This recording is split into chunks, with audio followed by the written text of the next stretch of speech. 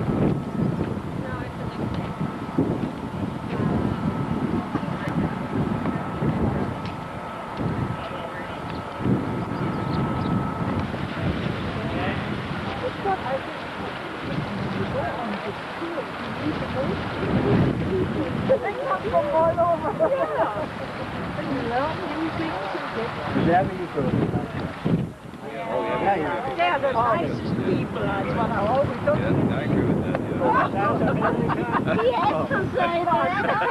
Otherwise, he won't have any start time.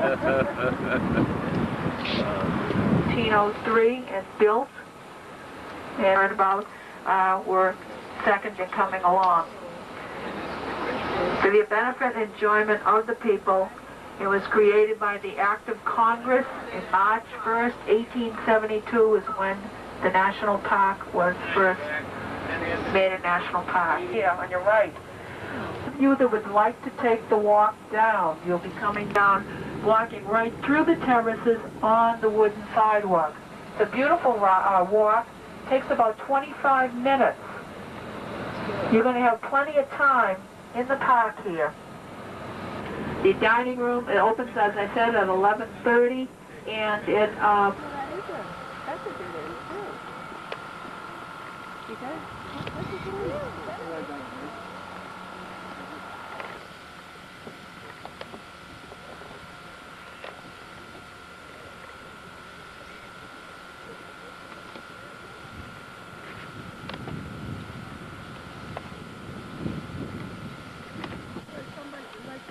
Maybe an animal or something stuck in here. Look.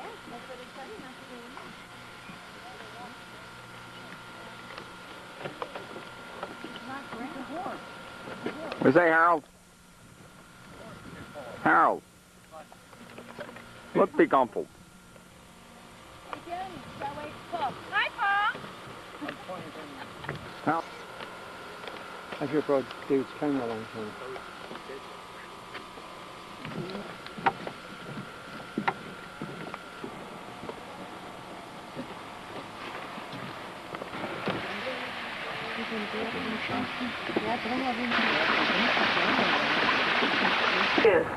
They don't fall off. When the fires came along and these pine cones got hot, they burst open, and as they burst open, they threw all their seeds. So as the tree was being burned, it threw all the seeds out, and you see all these little lodgepole pines growing. So within 300 years, and the winds and everything burning on one side of the road, and the wind would blow it and it would start burning on the other side of the road.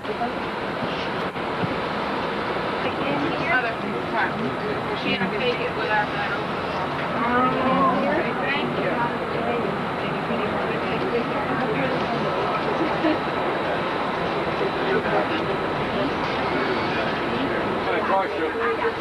Thank I can go slow. There's cars behind us. I can't stop. Oh my God, this guy, slow down, Mr. Hans!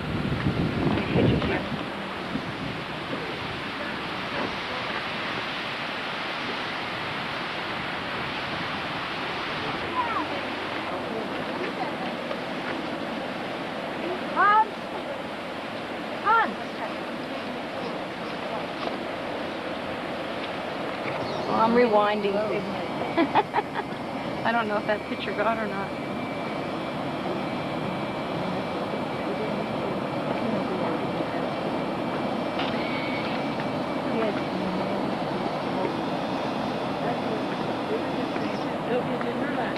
Yeah.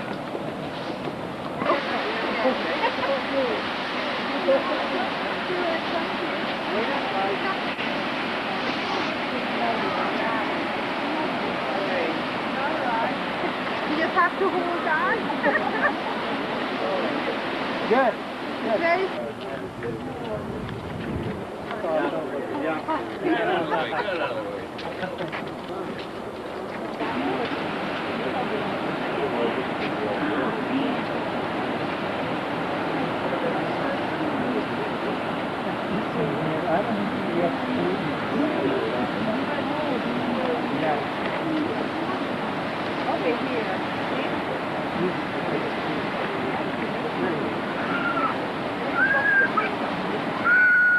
Anywhere near their babies.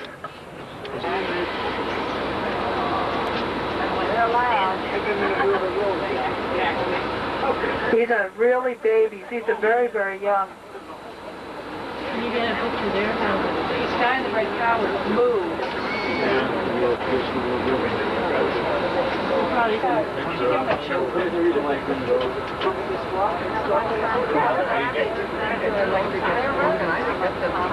Little, there's older calves there where they're just getting their fur, their funny fur. Oh yeah, they're cute when they're little, till they get ugly. Oh yeah.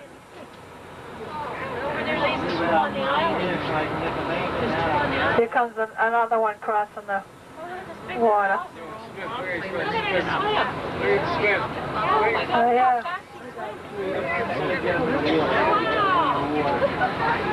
Oh, there's a baby coming up right. There's a baby right here. Yeah, there's a baby over here to your left walking. Okay,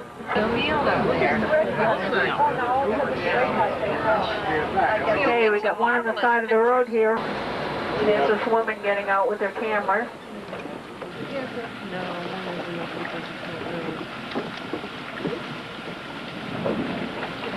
Listen to the sound. The sound of that thing. I wonder how that was.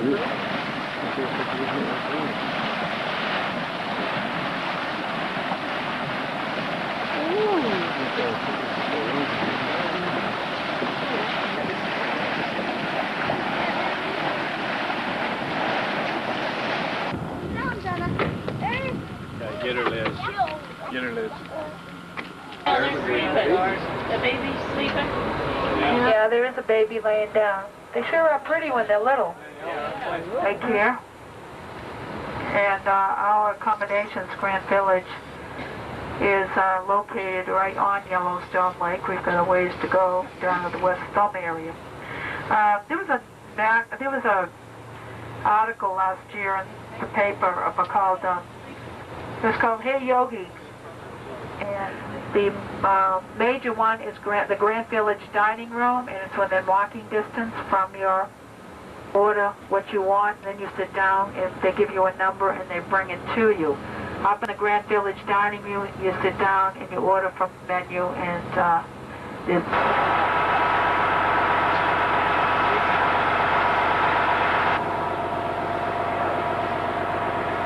out this way to your left, maybe some way over to your right, but the immediate area of on the left, it says Billings Gazette, and that is that this water comes out and it surrounds these trees, eventually kills them, and it does this while they're still alive, so it's sort of like it chokes the trees. The silica that was deposited within the trees eventually will cause the trees to die. Short white socks. We also call them dead dog trees because they have no bark. See more of them as we go along. But remember, they were originally living trees, and before the thermal area started. all this area here. There's a few more.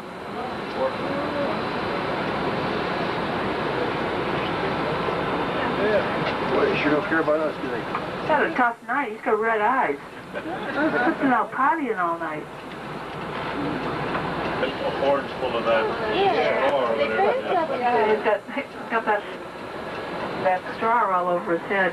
You're going to save that for supper when he gets hungry. Trying to get it off. The other one just Well, they must throw that straw out there. That must be the feed that the rangers throw out. No, it's the marking where they're going to watch. All some of that with all that, the winds and everything, they made it very difficult to fight. And when we make a couple of stops, you'll be able to see their footprints. They come around there at night. And, you know, they do have ice. There's a pool over there, and it's kind of greenish blue. There's a lot of sulfur in it. There's your fumarole to your left, in the hole in the ground. We'll meet with the Madison River, and eventually they'll go down further downstream and in there. Upwards of anywhere from 199 and up. You've got your greens down below. You've got bluish greens. So you've got iron in there. You've got sulfur. You've got some little bit of pure water down there. But all the water, you can see it where it's coming out of the sides of that. Now that at one time probably was a fumarole because there's a big hole. You got the yellow for the sulfur. But look, that pool in there and the inside of it is clear. That's pure water. And it's bubbling. But that's all pure water. That's not, you can see the little bit of green, but you can see a lot of blue in it. And the eruptions usually last between 45 and 60 minutes.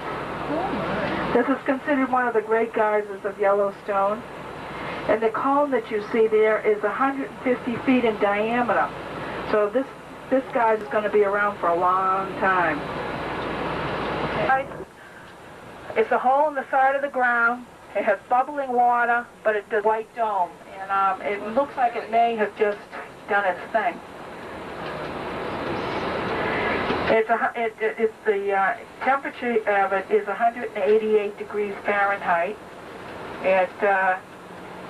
It will blow up in there, and the pink color is bacteria.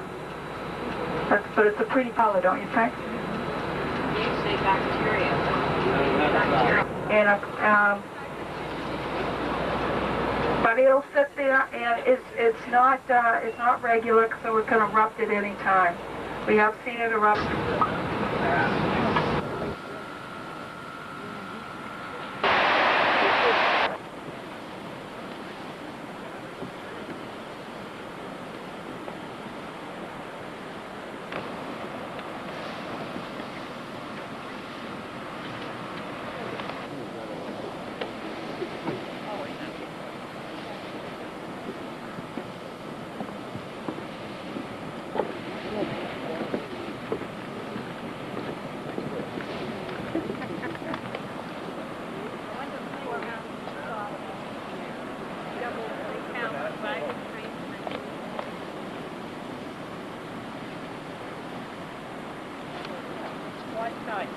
White night.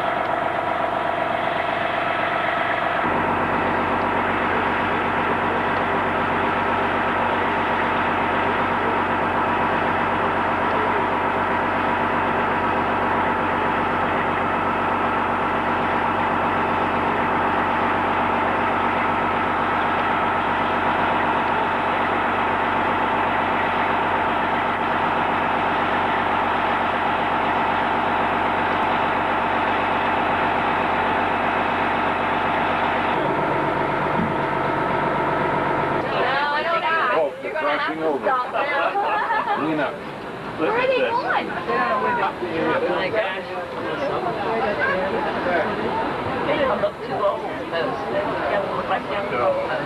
You're a celebrity, little guy. Never knew that's going to happen to him. Yeah.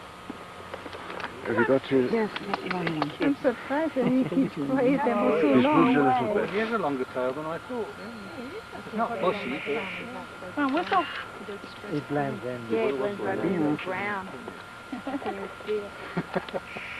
Thank you. He's posing for you all now.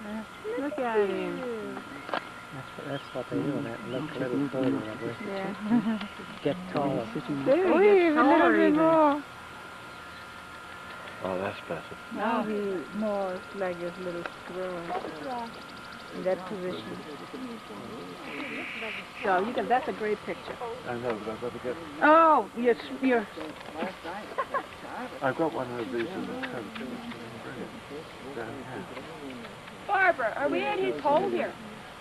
Yes. It could be, but there's several holes around. All of these holes are connected. Oh, wonderful. It's a tunnel system, yeah. Oh, okay. I thought maybe he was waiting for us to move so he could run in his hole. No, he stays on hold. Oh, we're standing very close to it. You know, I thought that looked like long. Remember last year we saw it in that flower? Okay. Watch out, there's a car here. You knew that car was going to stop right by the road.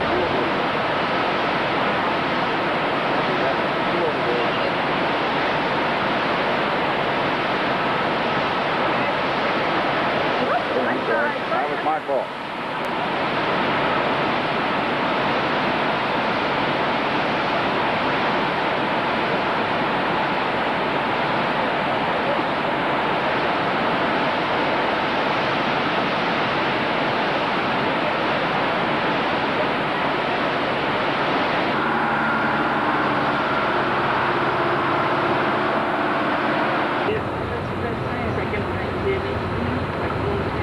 These trees to your right here, the bobby sox trees again, that's a good indication that there's a thermal feature there that's going to get larger or...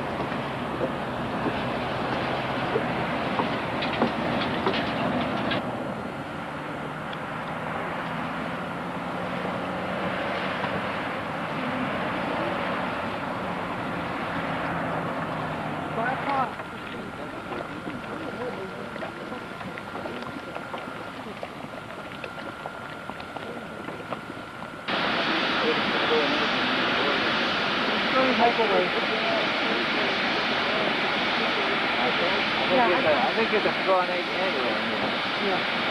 Really curious.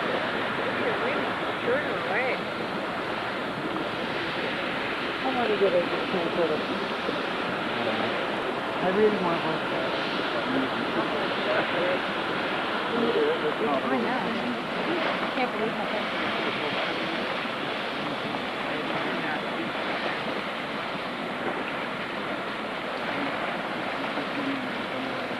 Bison stepped through about 4 or 5 summers ago. Bison hoof broke through the cluster to build a seam below. That was the shape of the bison hoof first. It was widening out.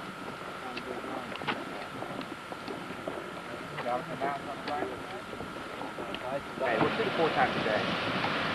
It goes off all the time. It's not a geyser. You gotta get correct. Falcon geyser will fill up 2 to 4 times a day. The pool will fill up. It erupts for about half an hour. Huge explosion. Yeah. It's not going to go off anytime soon at all. When that goes off, it just dies down, dies down. Sprays.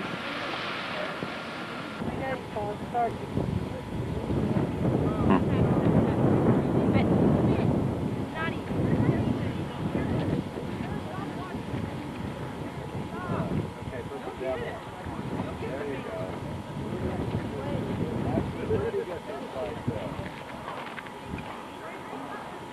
It pulls around quite a while, doesn't it? Yeah, it spit up some. Now it's kind of died down. Here's Seagull. Oh, yeah.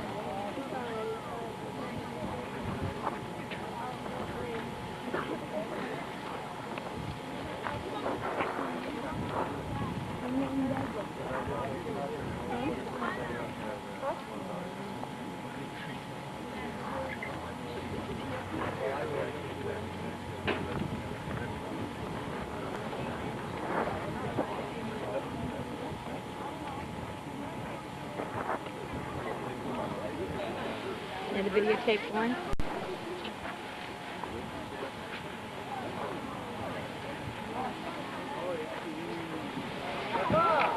Wow.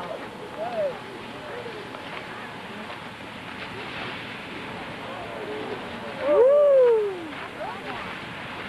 Wow, look at that thing. Oh my God.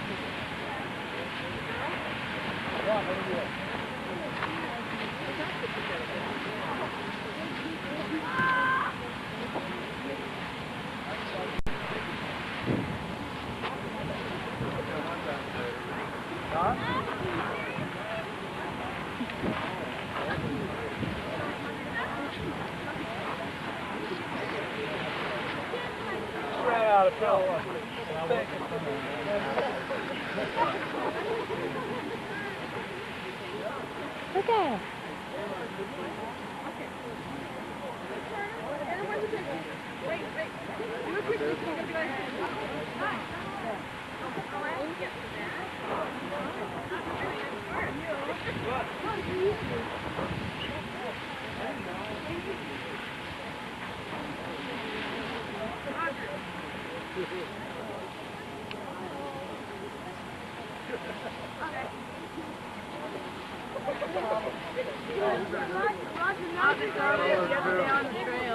Are you still taping? Did you say about how it spills out 85 gallons of water each time it erupts? 85,000. Oh, sorry, 85,000 gallons.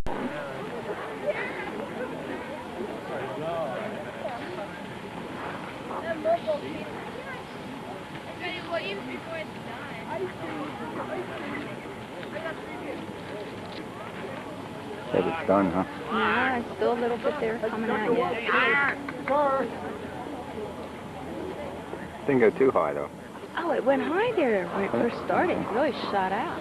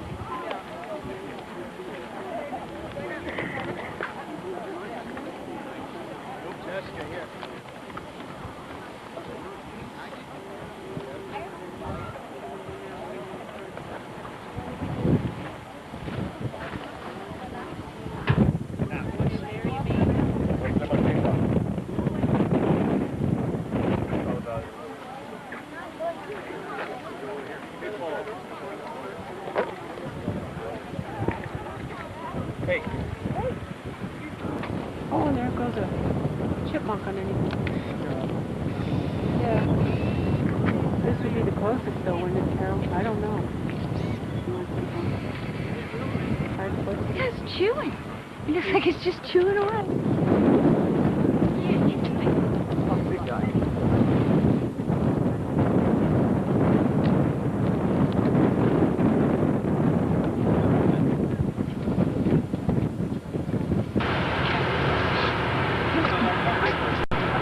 And I did read that they were having a problem. Somebody had introduced a different type of trout into the Yellowstone Lake. And No way we'll know when each day's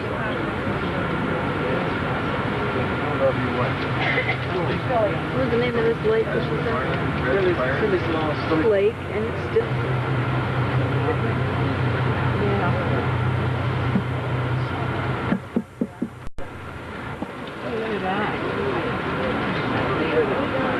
the Astor River flows into the Lewis River, and it's about 37 feet high altogether.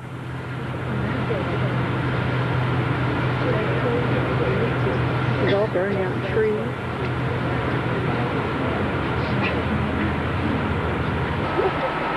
I don't want to get in the picture. It's really spectacular.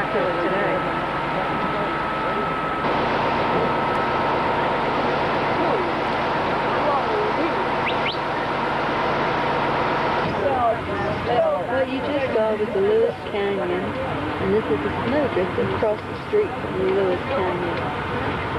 You can see how deep it is yet.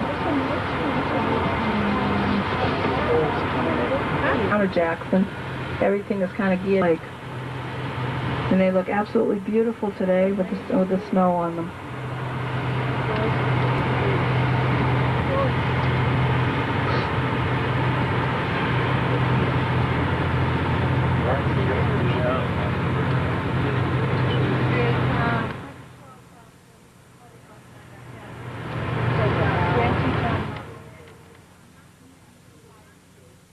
Antlers are usually 4 to 5 feet wide. The size of the antlers on a moose depends on its health. The bigger the rack, the healthier the moose.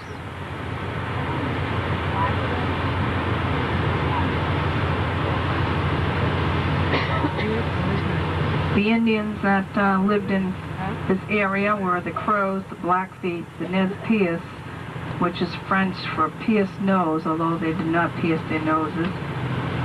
The Shoshones, or the Snakes they call them, the Bangkok. Look at all the Tetons.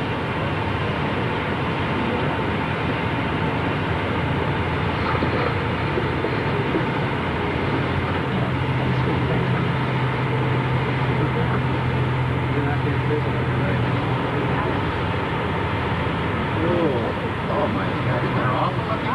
Yeah. I wish we could see some good scenery.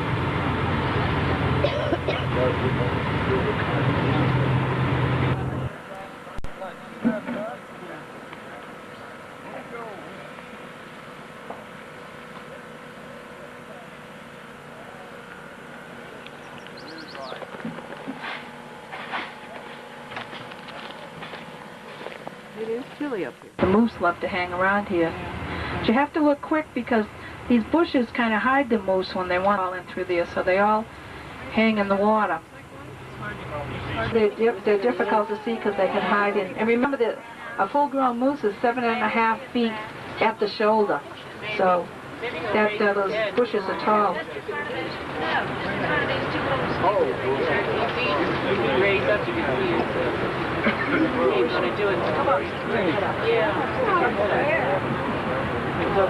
We'll probably see him on the way back. Nah. Here he's kind of putting his head up, but it goes into Jackson Lake. From Jackson Lake, the Snake River winds throughout the park through the Grand Tetons for 27 miles. Now to your left is the Snake River, to your right is the reservoir. Good fishing here.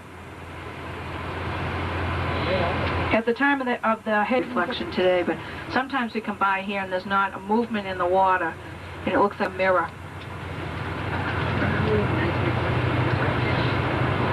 See it? Mount Moran here, if you look at it, near the top left-hand side, you see a black mark coming down. And then below that, you will see a big white glacier. They call this the Skillet Glacier because that looks like a handle.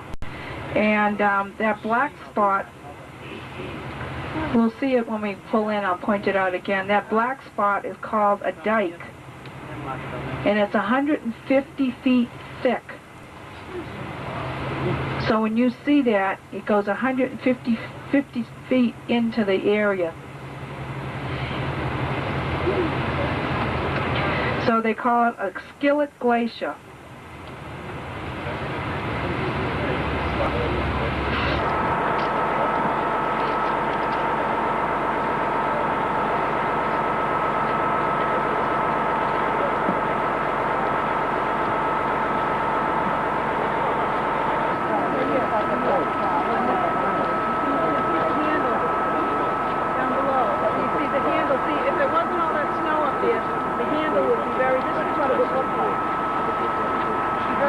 Teton right here, the biggest one of all four.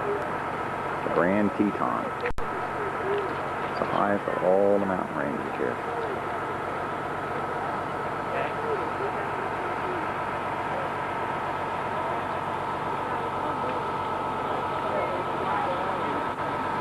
That's Mount Moran.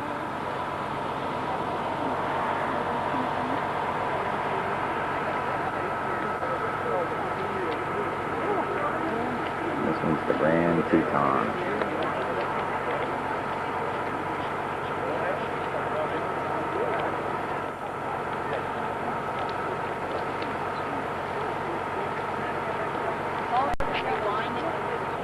Inspiration Point,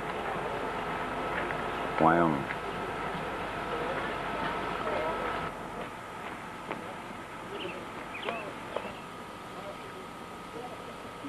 I don't think there's any fish in this water. It's probably so cold. Did you touch it? It's probably No. so cold. Is it cold? Probably fall in. Sylvia. Oh my God, it's cold, yeah. I say it's cold. Yeah. I don't think there's any fish in this water. Ammonia made deal with. Hit a record morning here without it, I guess. I hope. That business. Hey. Herb, say a few words. Oh, darn.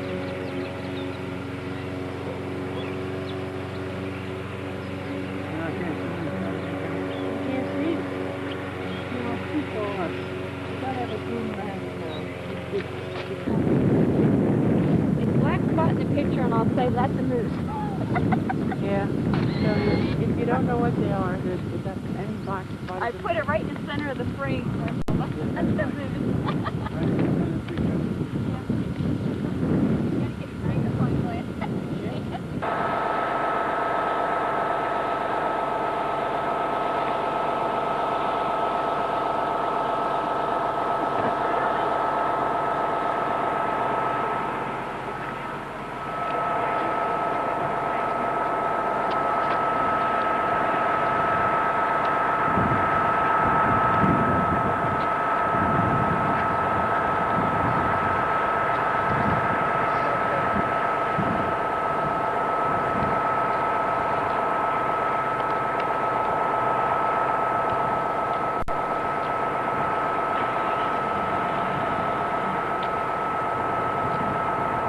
The Grand Teton.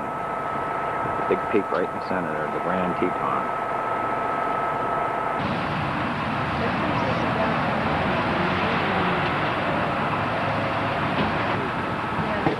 This is Town Square in Jackson Hole.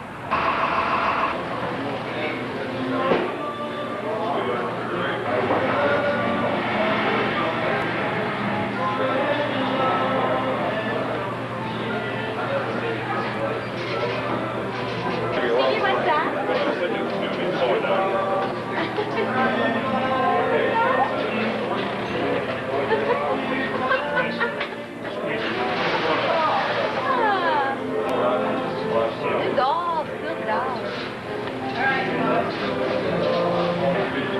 Silver dollars.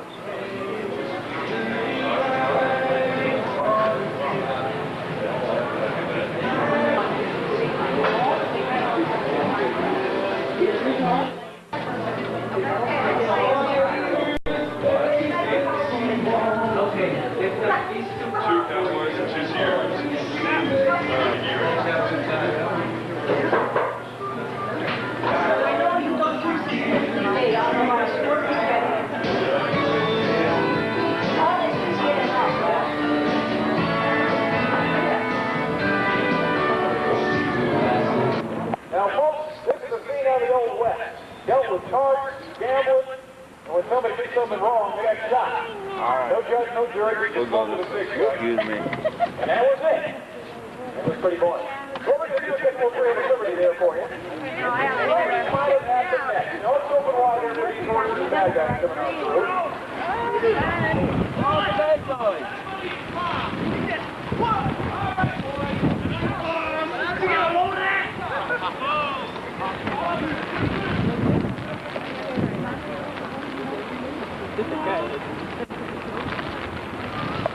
Here's your stick up, boys. All right, what's going on? Let's put those smoke wagons down and get your hands up high. Looks like a wall, just Hey, Marshal, there's four of us and only one of you. Yeah, what makes you think you can take us on? Oh, looks like this gambler were actually deputies. Yeah. Then why don't you do what the marshal said and put those eyes down? Yeah, do it real careful, lad. And get those penny burgers out of here. Yeah, folks, let's get those torch is down there before there might be some westerns in the street.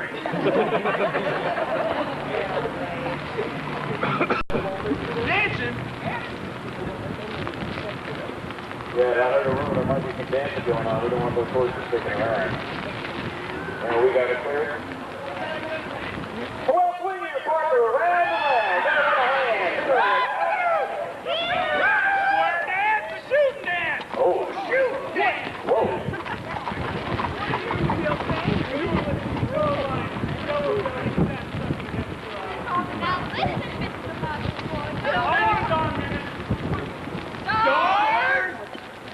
Doggone minute.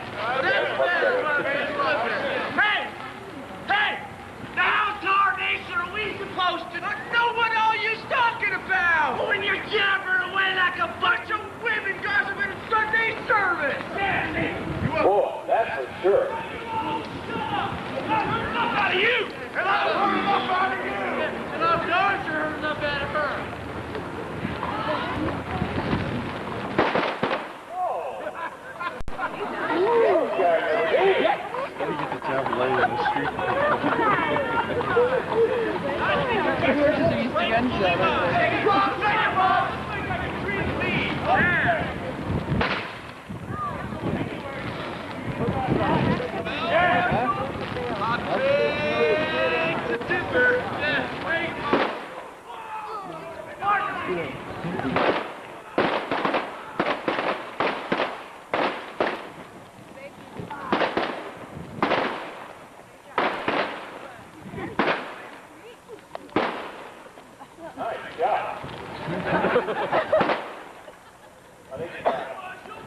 Looks like it's just you and me. Why don't we settle this Western style? Folks, what we have here is an opportunity to see a quick draw. This is how I also said it in the Old West and see who is quicker. Count of three, let's see. 1, 2. It's not a matter of how fast you are, it's how smart you are. Prepare to die, Marshal. Uh-oh.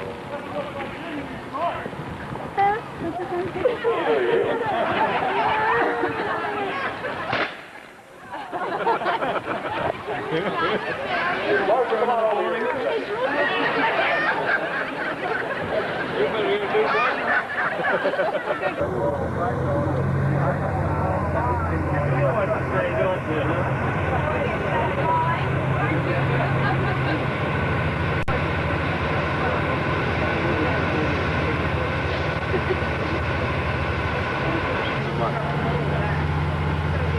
That's how you do it, like charto. Put down what you bought it.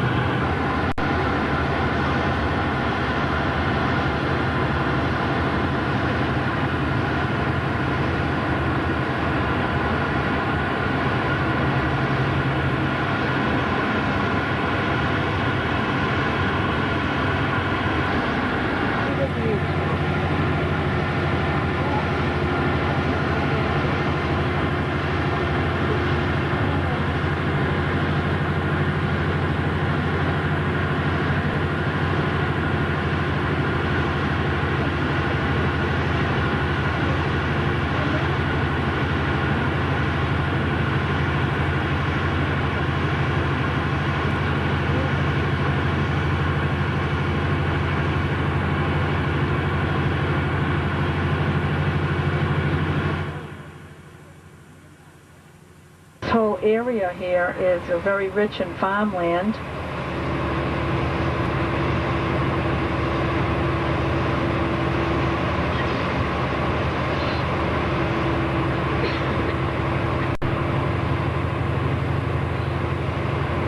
It's a Swiss cheese. Standing in the church in order to do that.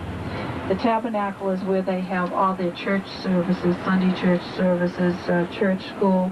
All their activities are in the tabernacle. Anyone from any religion can go into the tabernacle. But it was, and where Brigham Young came into the picture. Brigham Young actually came into the picture. Joseph Smith was readying his people. And Joseph Smith was one of these. It's open till 6 o'clock every day. Or not every day, it's not open Sunday, but Monday through Saturday. Also in the Joseph Smith Center, they do have citizens, but I know it's gone up. So, and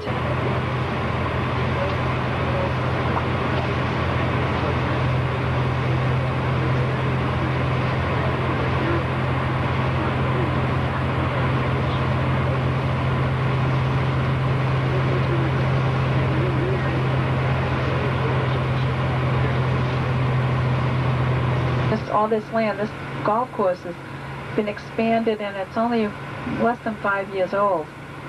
And eventually they're going to take these old army barracks and they're going to make them into housing. And I think they've already started on some of them. They were supposed to start them this year, or the end of last year, and then into this year. But this is all Brigham City that you see off on your right. Nice golf course, huh?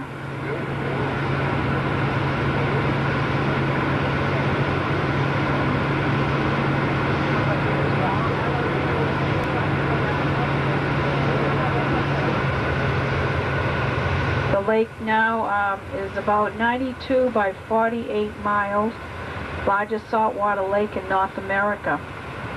The salinity varies. Morton's has a salt factory out here in the area of the Great Salt Lake.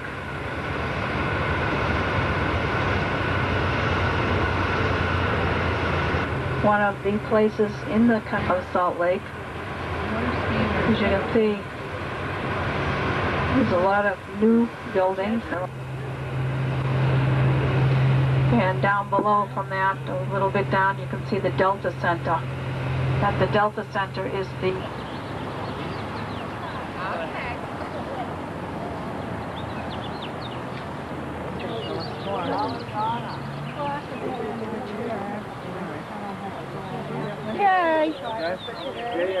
Okay, guys, your turn. Yeah. How are you? I'll get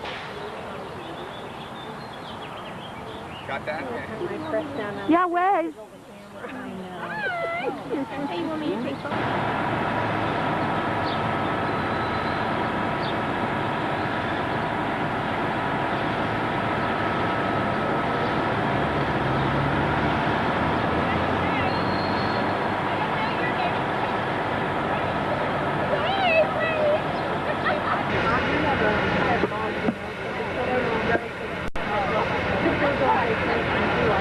a nice restaurant you may want to go up and have a little lunch at, or dinner. You can go up and check it out. But this was the original, the temple. And you'll notice their gardens are just beautiful. To the right here, this is the Beehive House. And you'll come around to the front and go in, you'll come out towards the back. But this is Brigham Young's first, right here on the right, this is gate. Over here to your left, the lion on top. And back at the Beehive House, you'll see a beehive on the top. This is the, when you go in, right to your right here, this is the Joseph Smith Center. This was the old Hotel Utah. It's the Joseph Smith Center. This is where you come in to get the to see the movie. Also, they have the genealogy there. And just look around this building. It's absolutely gorgeous when you get inside. As we come down to the intersection here, you'll look over to your right, and there's a statue of Brigham Young. Funny thing about him, he's right up here on the right, about 1 o'clock. Funny thing about him, he's got his back to the church and his hand out to the bank, Zion's First National Bank on the left. There's that Indian sitting there beside him, and on the other side of it is a frontier or pioneer with him. Okay, coming down to the right, this is the temple. This is South Temple. Over to your left, this is the Crossroads Mall. You'll come out and you can go to the Beehive House, you can go to the mall, wherever. That sort of thing, convention things. Look down to your right, this is West Temple. And you'll see the big building here on your left, that's the genealogy building. And that's where they have all the big events that happen in Salt Lake.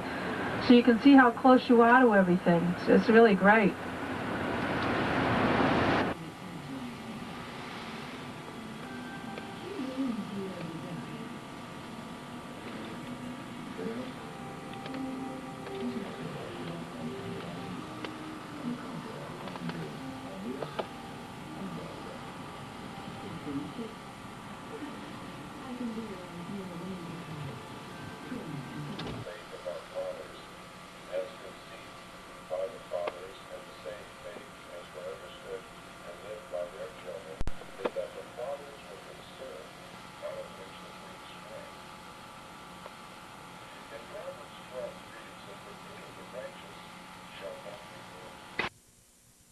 Jerusalem to the Americas 600 BC, and it's from that book that we get our nickname, the Mormons.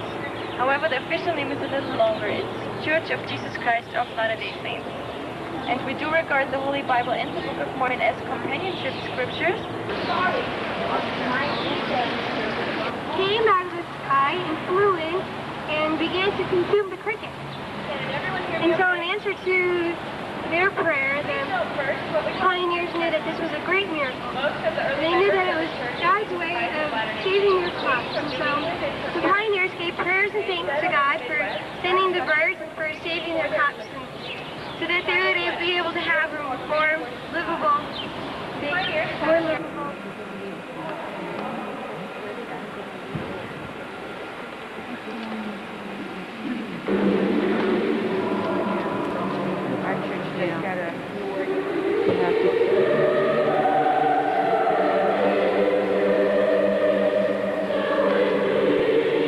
That's where they had the chimney. When they first built the church house, they had the chimney there. So they pipe it in that way. yeah. So they know it's the saw flows out. Good question. This beautiful representation of Christ is intended to remind all people of the important role that Christ plays in our lives. Let's listen to some of his teaching. After listening, if any of you would like to share your feelings, we'd love to hear them. I'll also be sharing with you my feelings.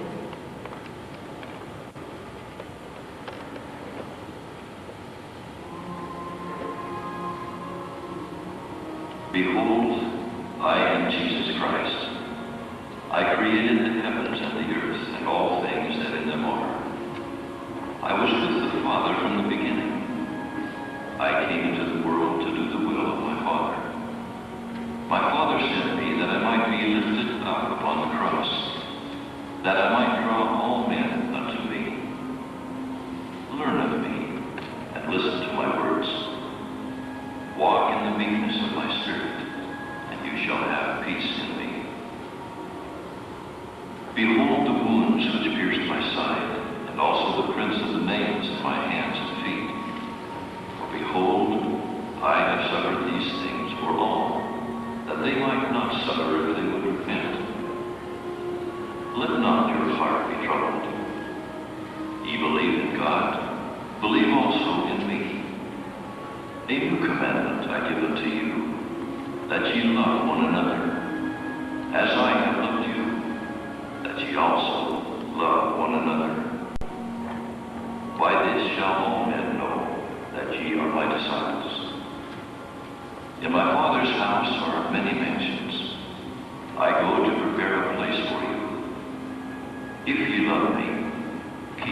my commandments.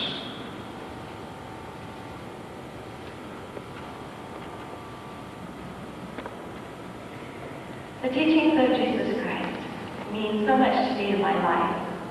In the narration, he said, "Learn of me and listen to my words." As I learn more of Jesus Christ, I feel closer to him. And I feel that I can easily turn to him and receive the peace and answer to my prayers that I so often seek. Would any of you like to share your feelings about Jesus Christ or about the narration?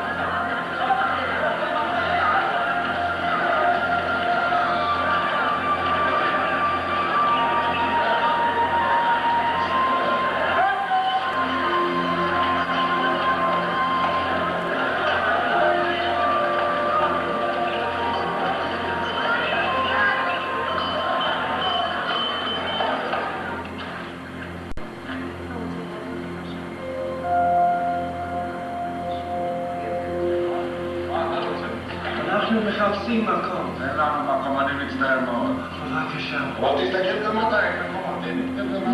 עבר לי אשתי. בבקשה.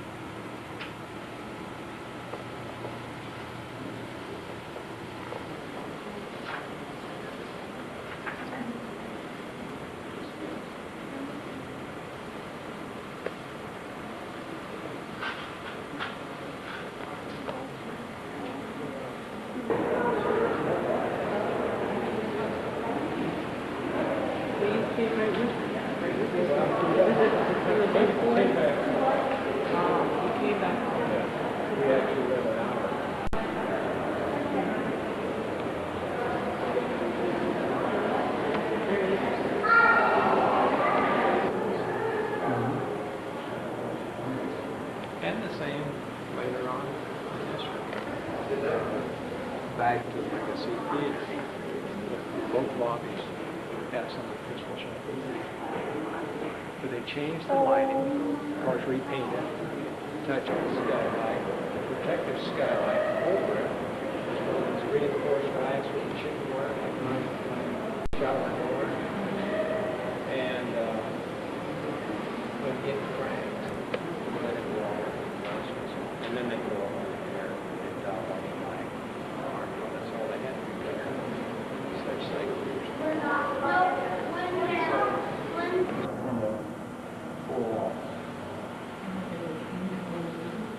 Yeah, it's a small area.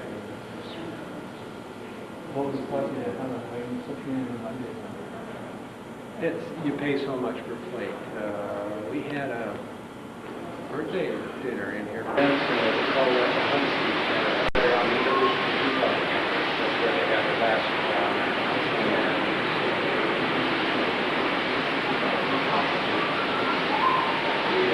had the people and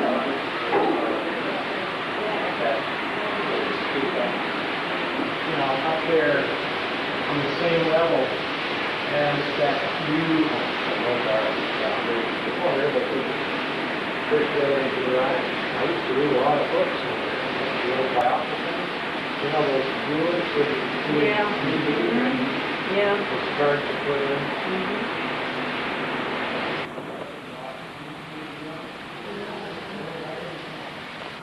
Feed on the pigeons, and then she brings some of that to the young there. They get the pigeons.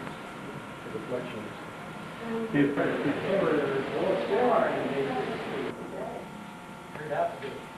got them in from the inside. Yeah, they step up from the steps. It's kind of a long step, but they help them up into that alcove. Oh, I see. So take the picture. Yeah, Right. Now, is that where they were married in the? Yeah, They were married all in of the those, temple. all of those couples were married in the temple. One at a time? No, several simultaneous probably, because they have several rooms that they call ceiling rooms or marriage rooms. They almost have to, as many people as there are, you think they had to do. Look how many brides you see. They will have. There's one.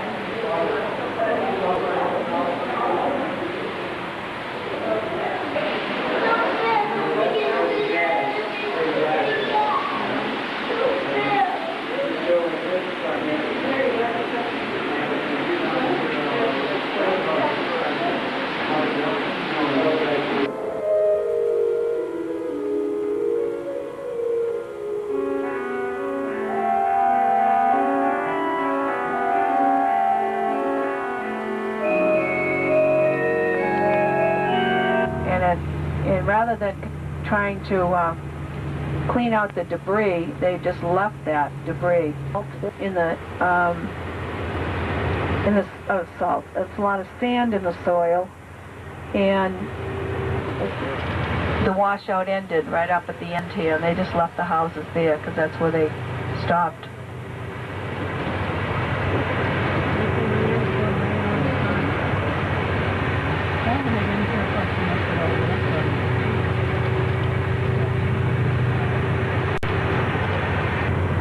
There's several different kinds of sagebrush, and if you ask anybody that lives in this area, they don't know the difference either.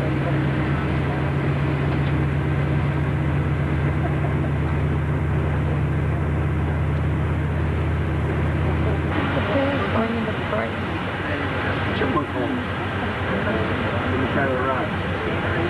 The short thing from the rock. You have to do it the hole up there. Need a hole for your bed. See a hole? Right there? That's a chipmunk. You fit in there or No, that's a chipmunk hole. Johnny said his hair got gone all over to the phone. They poisoned him. I don't know. I doubt it very much. Say it more enough, you could get their head.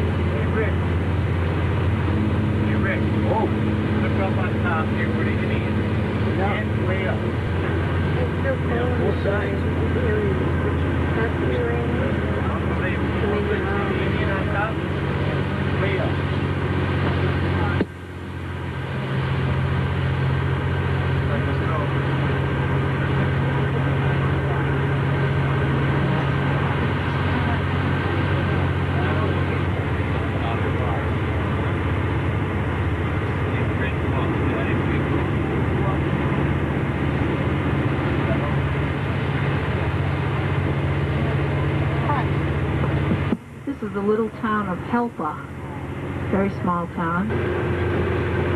There's the rest of your golf course.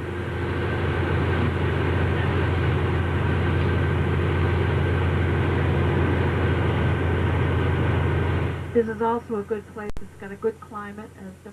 They might get some cold weather, but not real cold. They get a little tiny bit of rain. And the mountains in the Henry Mountains. And we'll be going down into Moab and at the foot of the La Salle Mountains. Now La Salle means salt, the salt.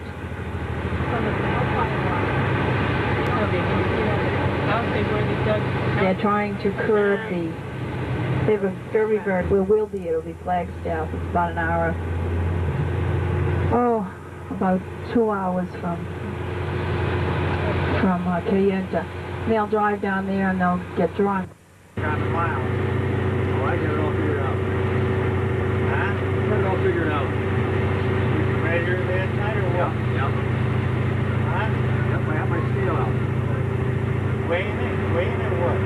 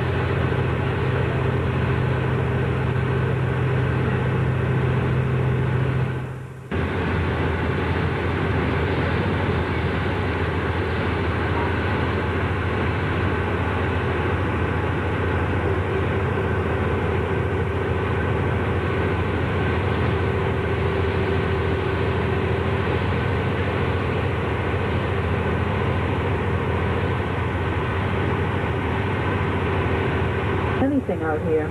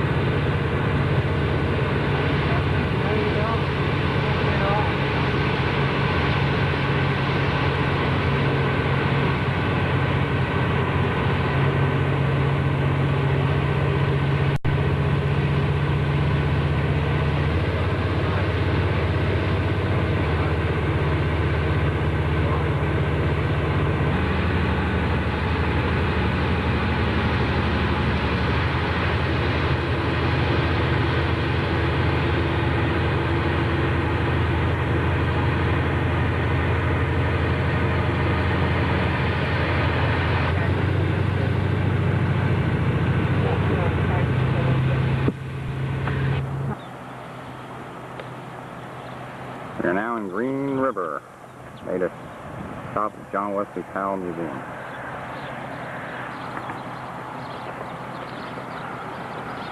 All around us here.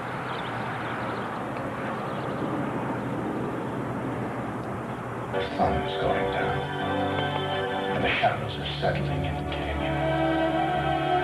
The vermilion gleams and rosette hues, blending with the green of great teeth, are slowly changing to somber brown above, and black shadows are creeping over them below.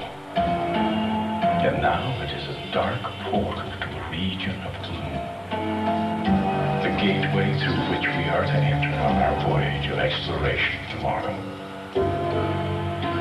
What shall we find? One of our party suggests we call this the Canyon of Lodore. The name is adopted. Very slowly we make our way, often climbing on the rocks on the edge of the water for a few hundred yards to examine the channel before running it. On examination, we find that there is an abrupt plunge of a few feet, and then the river tumbles for half a mile, with a descent of 100 feet, and the channel is set with great numbers of huge boulders. This stretch of the river is named Hell's Half Mile.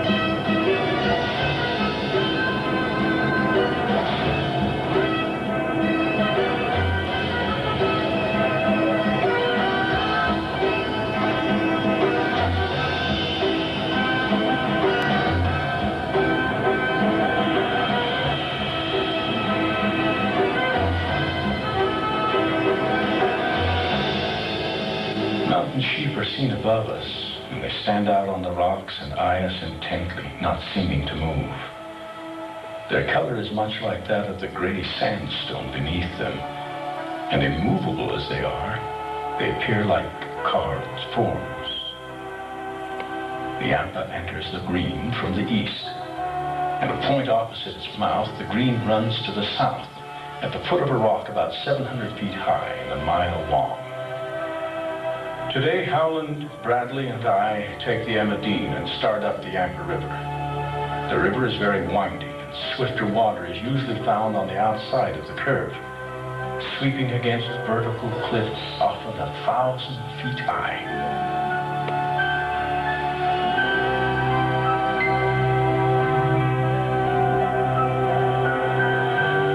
At night, we camp at the mouth of a small creek, which affords us a good supper of trout.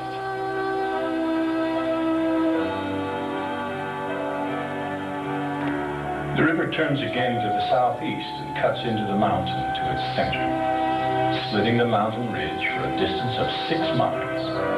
We name the gorge Split Mountain Canyon.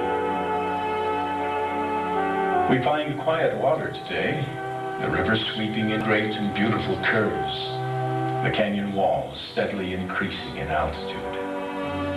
One of these we find very symmetrical, and name it Sumner's Amphitheater. The walls are almost without vegetation. A few dwarfed bushes are seen here and there clinging to the rocks. We are minded to call this the Canyon of Desolation.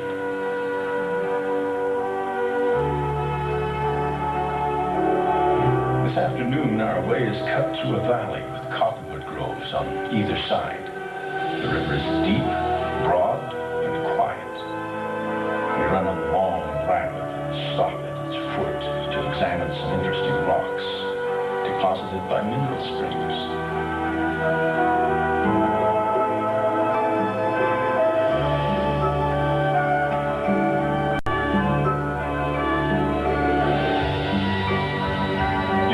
Places, the walls which rise from the water's edge are overhanging on either side. The stream is still quiet, and we glide along to a strange, weird, grand region. The landscape everywhere away from the river is of rock. Cliffs of rock, tables of rock, plateaus of rock, terraces of rock, crags of rock, 10,000 strangely carved forms, rocks everywhere, and no vegetation, no soil, no sand.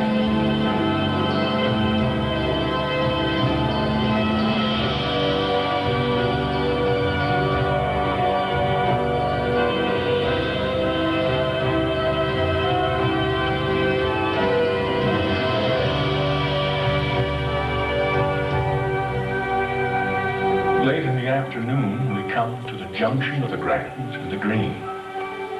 These streams unite in solemn depth more than 1,200 feet below the general surface of the country. We come to difficult rapids and falls. Many places are more abrupt than any of the canyons through which we have passed, and we decide to name this Cataract Canyon.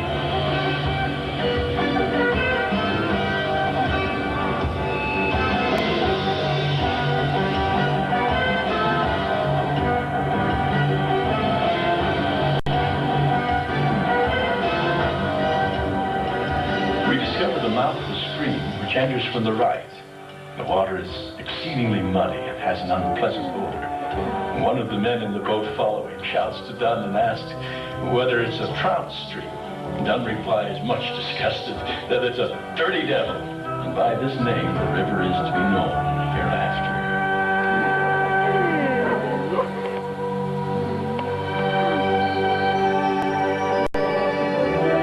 Today the walls grow higher, canyon walls much narrower. Monuments are still seen on either side. Beautiful glens, alcoves, and gorges, and side canyons are yet found.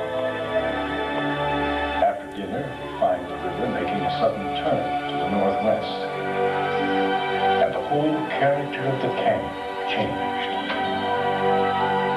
The walls are many hundreds of feet high, and the rocks are chiefly variegated shale of beautiful colors, creamy orange above and bright vermilion, and below purple and chocolate beds with green and yellow sand. With some feeling of anxiety, we enter a new canyon this evening. We have learned to observe closely the texture of the rock. In softer strata, we have a quiet river. In harder, we find rapids and falls. Below us are the limestones and hard sandstones which we found in Cataract Canyon. This world's toil.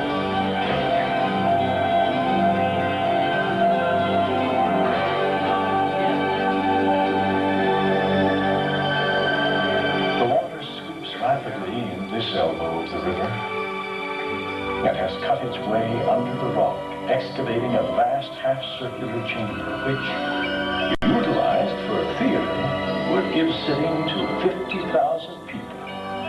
Objections might be raised against it, however, for at high water the floor is covered with a raging flood. And now the scenery is on a grand scale. The walls of the canyon, 2,500 feet high, are of marble, of many beautiful colors, often polished below by the waves, and sometimes far up the sides, where showers have washed the sands over the cliffs. Riding down a short distance, a beautiful view is presented. The river turns sharply to the east and seems enclosed by walls set with a million brilliant gems. What can it mean? Every eye is engaged, everyone wonders. On coming nearer, we find fountains bursting forth from rock high overhead, and the spray in the sunshine forms the gems which bedeck the wall. The rocks below the fountain are covered with mosses and ferns and many beautiful flowering plants. We name it Basie's Paradise, in honor of the botanist who traveled with us last year.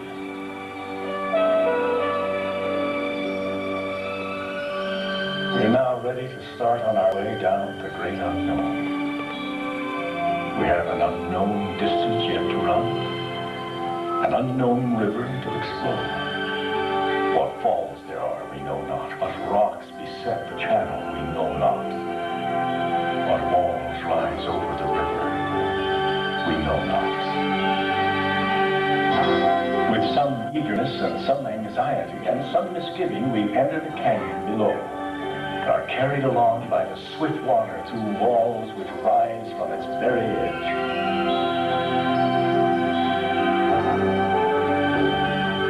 The river enters the Ninth.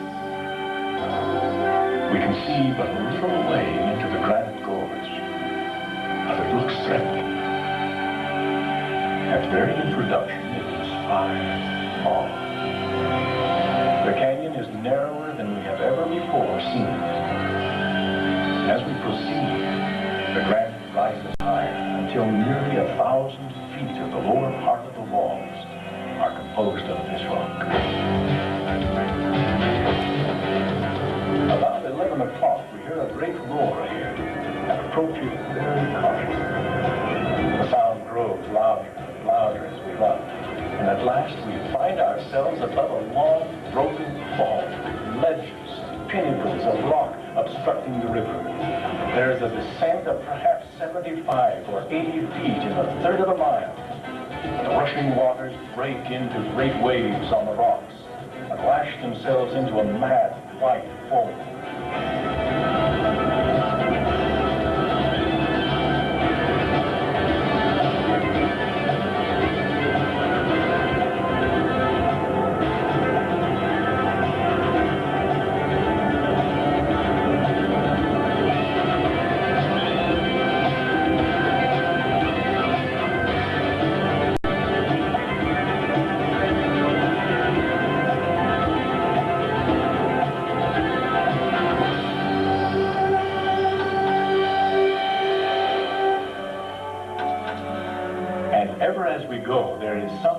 Pinnacle or tower, some crag or peak, some distant view of the upper plateau, some strangely shaped rock, or some deep, narrow side canyon.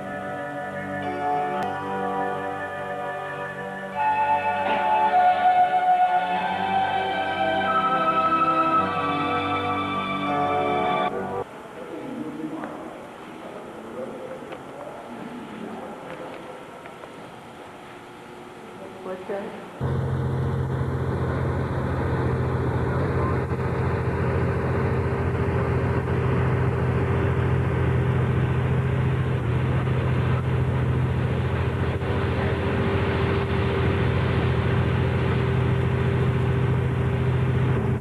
It's called the Golden Steak. It's known for its foods where all the locals eat, and it's very good. Wake-up calls will be 6:15 tomorrow, and have you get our tour of arches. We'll go back to his little adobe place he has there, so you can use their bathrooms, because the restaurant has a very small bathroom system. And if you want to purchase postcards or anything like that from him. And then we'll be shop with the locals if that's what you'd like. The hotel tonight is the Comfort Inn. The Comfort Suites are like little semi-suites.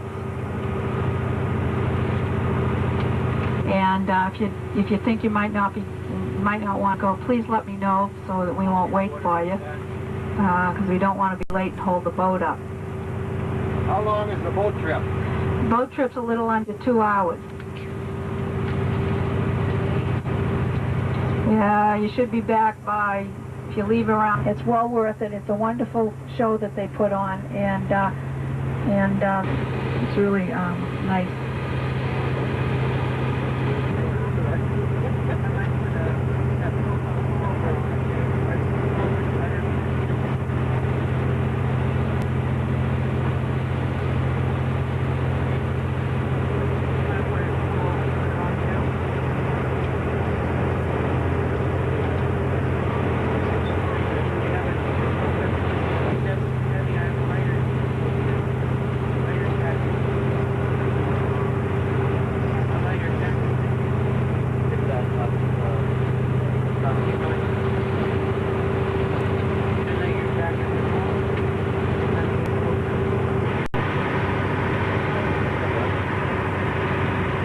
Up on the right is the airport here is Salt Lake City or Grand Junction, but this is all privately owned. Manganese iron.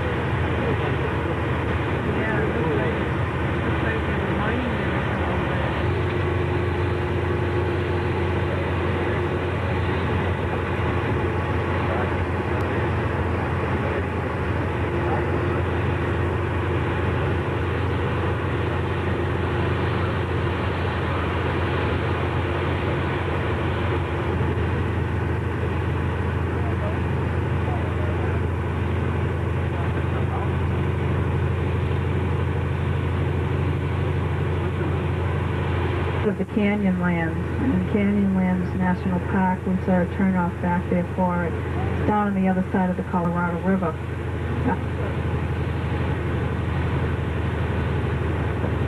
Moab has a population of about 5 the river.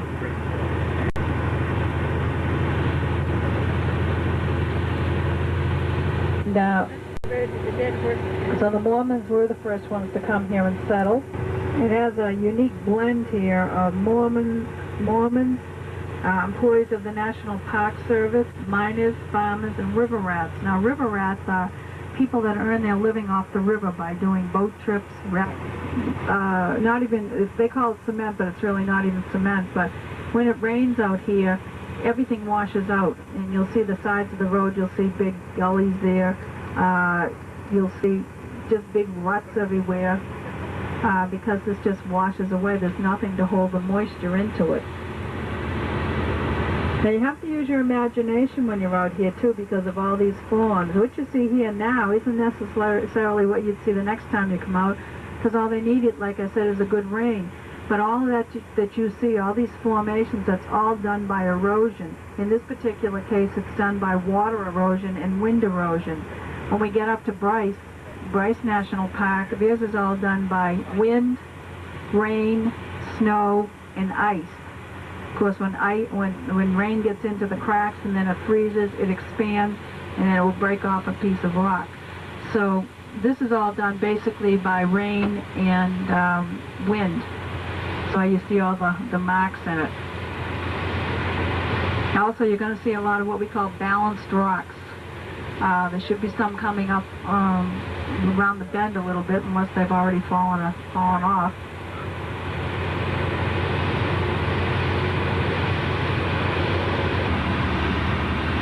That's what on the left here, that's what all of this is. All this, I call it a mess, but all the pieces are broken off. Coming up on the left-hand side, you're going to see some going up. But if there weren't cars or trucks there, you would know there was a road there, and that's their whole purpose. One of the best things that they had here was that down here, just before the river, they had a sign from McDonald's.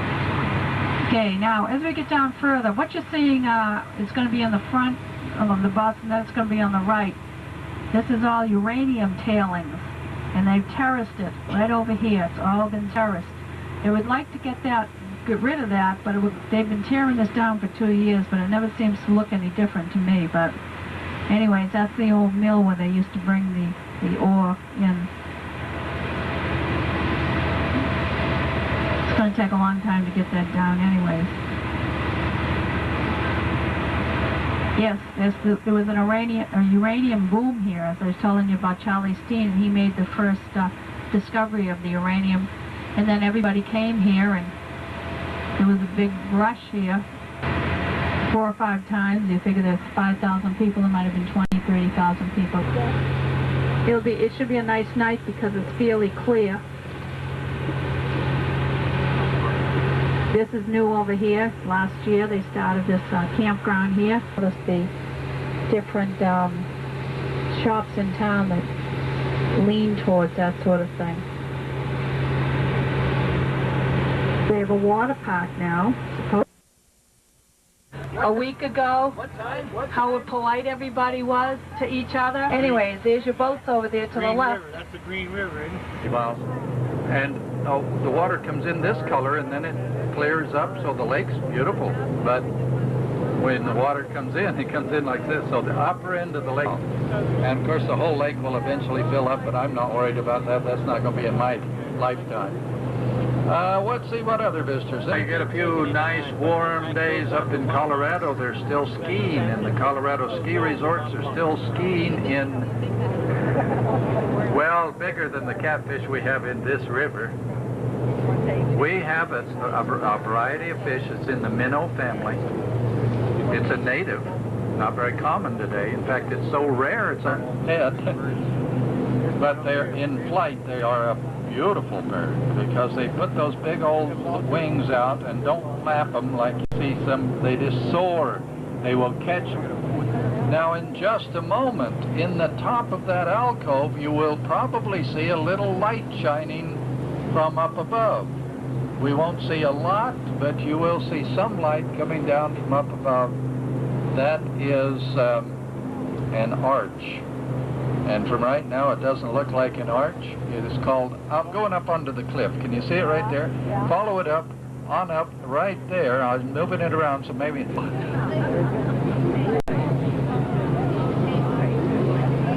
Well, actually, it can be, now maybe you didn't see it that way, but if you saw it as a face with a hat on, if you look back now, there is no hat. The hat's gone. Hair's slick. Now there's black on the outside of the rock. We call that desert varnish. This black over here. But up in the inside, there's moss. And...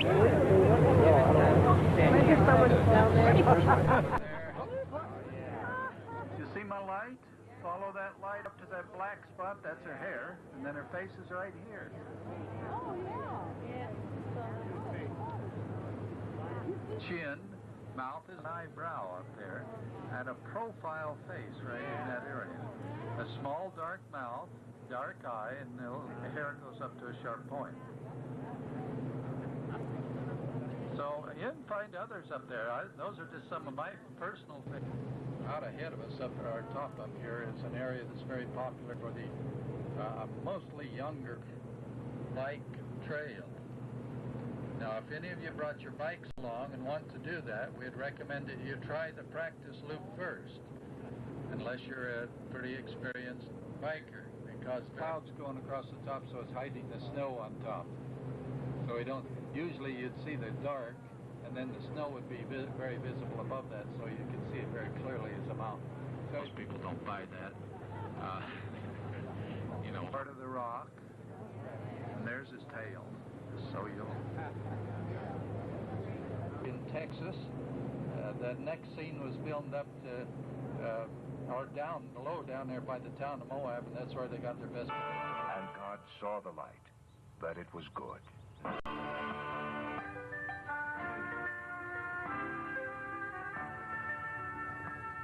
As these shafts of... Many years ago, when wise and good men lived on the earth, the great chief of the Utes lost his beloved wife. Day and night he grieved, and all of his people were sad.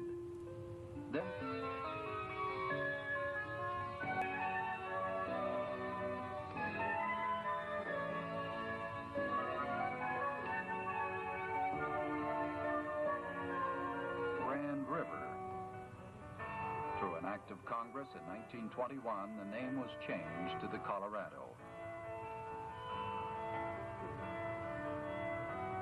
Miles of molten rock spewing from beneath the Earth's surface. Precious metals distilled from these great intrusions are still buried. In the mountains, which were thrust up during this period, springs of water seep from the earth.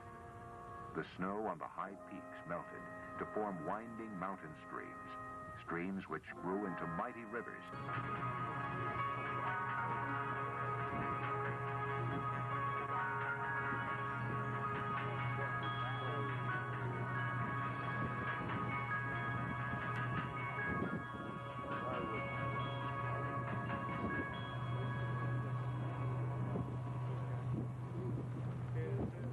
Into the boat dock. You know, I mentioned, well, maybe I did, I think I did, where the... Looking down the Strait of Moab. Very nice little community. 5,000 people. 8 a day, 3 and 5. Starting the second phase of our trip. See the mountains in the distance. Industry died in the early 1980s. Might be opening up again now. They tell me the price of uranium's recovered enough that there may be, of course this mill's never going to reopen, and poor place to build a uranium mill in the first place, right on the bank of the river. And then just behind us, you may have noticed kind of a terraced hillside. That's the old uranium mill tailings. There's 10.5 million tons of uranium mill tailings right there on the bank of the river. And what's going to happen to that, we have no idea. There's a big controversy over it. Some people want to move it, cap it over, and leave it in place. It's all up to the Nuclear Regulatory Commission, and they have not made any decisions. But uranium was our #1 industry. And right here we...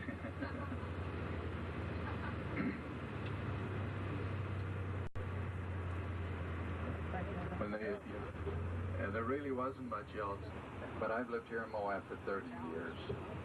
But even before there was any highway in fact, we used to come into the park way north of here, and this road, Scott Matheson. The Moab Valley is not an eroded valley. There's no water comes down through that valley. It's a valley the geologist calls a graben, or a sunken valley. The bottom dropped out from underneath it. This Navajo sandstone we're stopped on here. If you look down below us, you see the highway down there, and then you look about our level up here, there's a railroad track goes across. That's just a little spur line that goes to a mine downriver. But look all the way to the top of the rock wall on the other side. When you get up on top up there, that very top layer up there is Navajo sandstone. Here it is on this side. Down here, clear, it goes all the way down to the road level, and there it is on top. That's a fault line all the way across there on the other side, and the rocks on this side have fallen in. One reason these are so broken up here is because that's part of where they've fallen this way, and they've fallen in. All these rocks have broken. So I always enjoy having a few Californians along.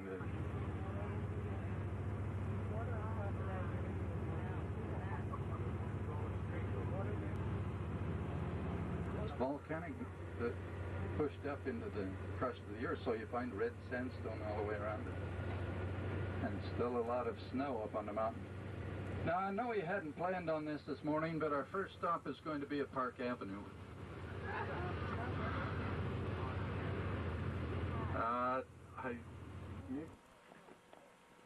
We'll have to do something. I have a feeling I'm going to use a lot of film today.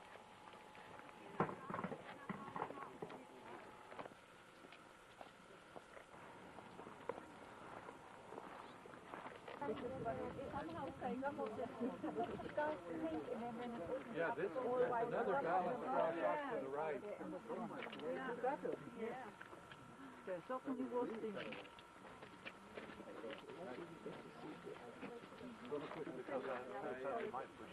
Before you had a chance to get it. You see the big rock that's up on top up there? Actually, it's called Sausage Rock.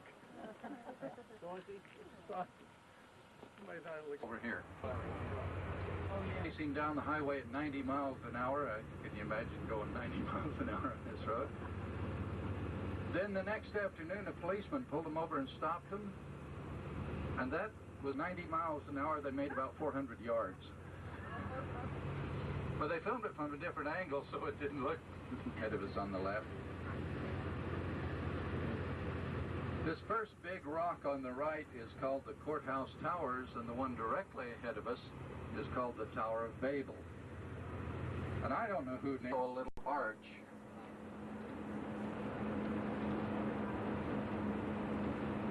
A little hole or archway that goes through. Sometimes, and then rips down into the sand and carries it away down to the river.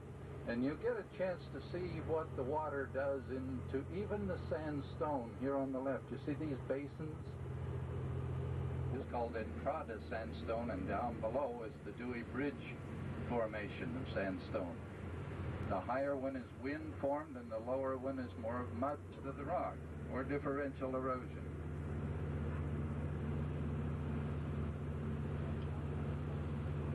Lots of little standing pinnacles around this country too, where you get rocks that just kind of stand up, and much of them around them have been eroded away. And sometimes if you use a little imagination, you can find some interesting.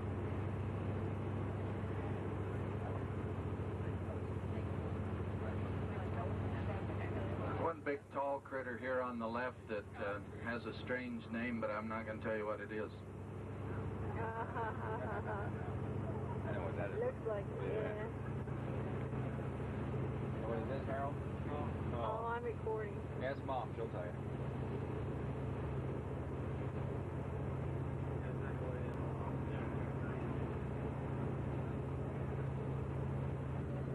And up in that north, there's some people standing up in that north window.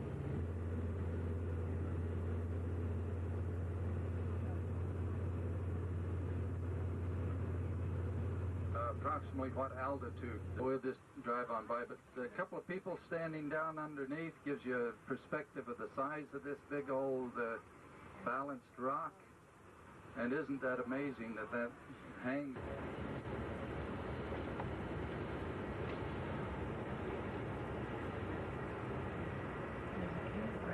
It's still fairly high. They're up around 10,000 foot elevation in some of that mountain range. It's called the Booklet Mountains.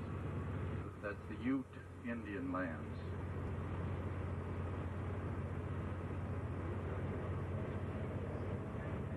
Right, here's that balanced rock. We came by on the other side just a moment ago.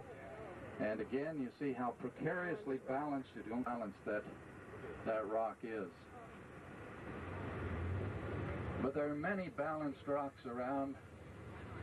There's one over here I always check because I keep expecting it will be gone before very long, but it seems to hang on and it's straight up.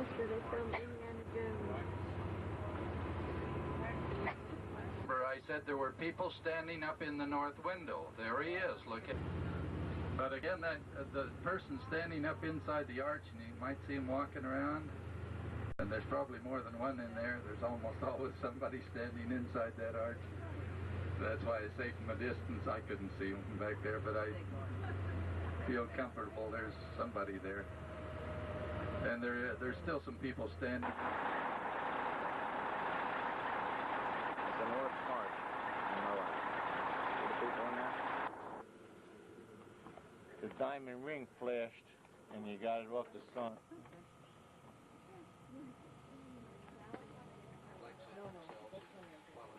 Okay, Hill. Come on there in. she is. I thought she was on the bus. No, I was standing in the back. Double arch. You see double arch over on your right-hand side? It takes about 10 minutes. Now, this is not a sidewalk. It's a primitive walkway, so be very careful of your footing. It takes about 10 minutes over and about 10 minutes.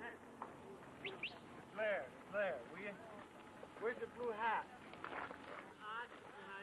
At least that's what they'll do. So. Yes.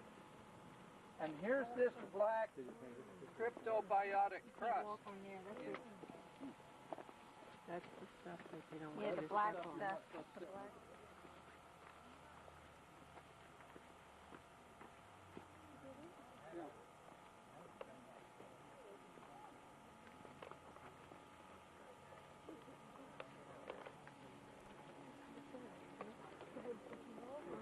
Yeah.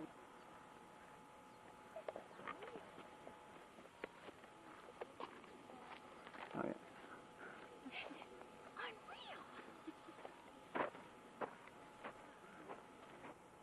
Okay. There, it's ready to go. See the red dot in there? Billman? Yes. He's going all the way up the arch.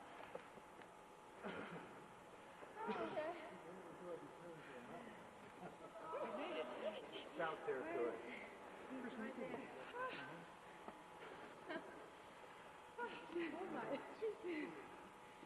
Well, I don't know if I want to go that far or not. Yeah, I'll just watch it close. Want me to get you? Yep. Matt, down here, they want to head that. That way, here's a picture of you. The leaf of that flat leaf of the prickly pear cactus. And what we would do, and we've gone lazy in the last years and don't do this much anymore, but go out and pick. You certainly don't want to touch them with your fingers, even the little fruit, because they're just full of little tiny spines. But if you can get the juice out and then make jam or jelly, it's very, very good. It's very tasty, very sweet, and particularly good, I think, if you could, you could peel them, but I don't know how you can. A pair of gloves or a pair of pliers or something, so that.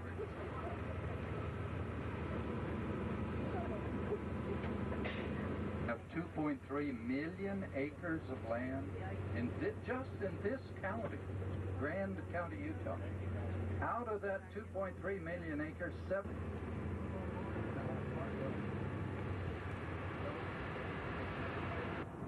Enough to form this little tiny stream of water. But he diverted some of that water to plant. She hasn't been out here yet. They just paved this road this spring, winter. Finished it this spring. This is Delegate Arch. Right there. Most famous arch in Arch Park. What did you say?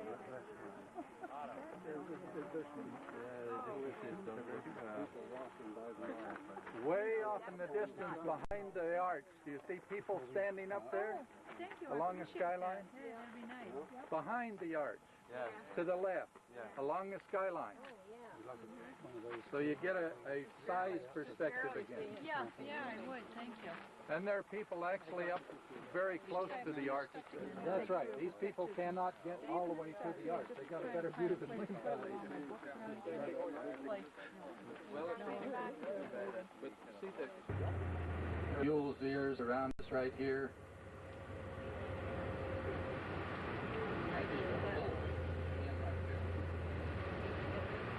Photo stop for the mules here. Little stop for the mule flowers. Let the guys get out. Bunch of donkeys. Still all moving. We're all naked. Real pretty ones right back at the back of the coat.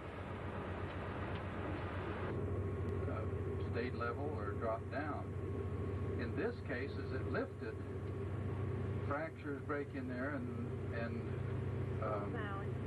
this oil geologist, and he said, well, if a guy's going to get rich today, uranium's probably going to be the thing, and oil may be on the downslide, and uranium will be the wave of the future. So he came out looking for uranium.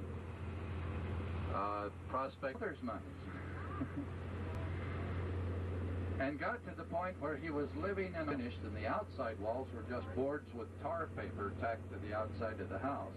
He had no electricity in the house. He couldn't afford that luxury. He couldn't afford water inside, so he had no running water in the house. He had to carry water in. Almost no furniture in the house. He couldn't afford those luxuries. He mostly used orange crates and made them into tables and chairs. That's where he was living when he struck it rich. Became an overnight, almost an overnight multi-millionaire.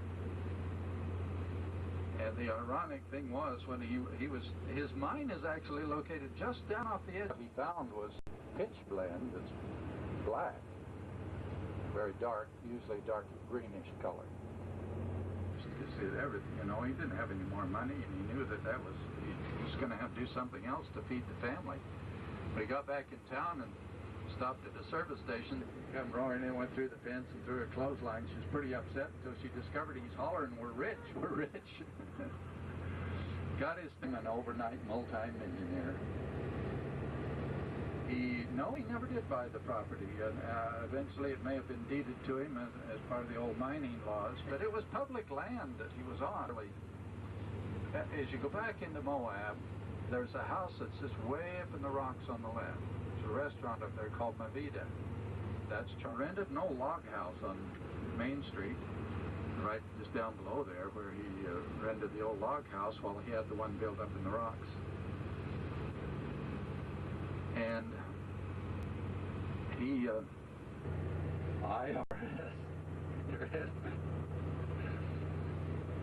and the IRS literally chained up his file cabinets, his desk drawers, put a chain and lock on the front door, and wouldn't even let him in his office, because IRS said, "You don't have enough money to pay us."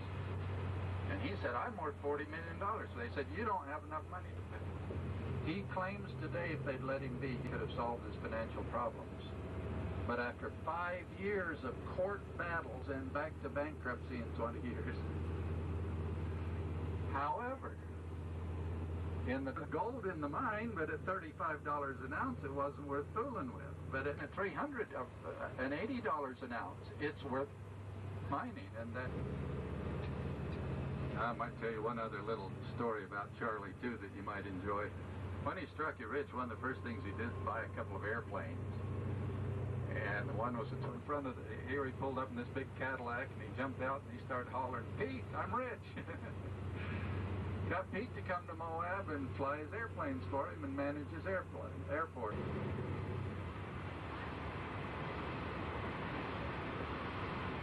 Oh, yeah.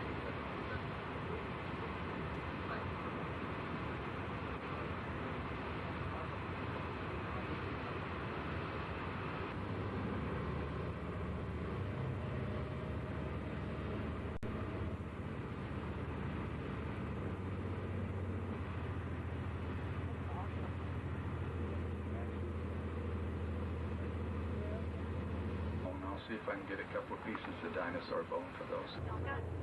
Closer, okay. They discuss religion and some other topics, and somehow they go to how much goes to God's work. How do you determine how much you keep for yourself? And he says, well, draw a line down the center. And he says, I take the money and I throw it up in the air, and whatever. Picture of him below with Bennett R. Cohen at the stone. But I do have some suggestions which may be of help. In offering these suggestions, I'm mindful of something a school child wrote as an answer on a history test. He wrote, as you go around the front of it, you'll see it. It's actually a store now, but at one time, and they even had their bathtub carved out of the stone. And when they both died, they're buried inside in graves that she, anyhow, getting back to my little lady. So anyway, she sat down here and I moved over. And she tells, when she was a young girl, I forgot some, but anyways, they walk into this place and all of a sudden the place is curtains and all this kind of stuff, and they stood there for a minute and they said, excuse me. This is Wilson's Arch.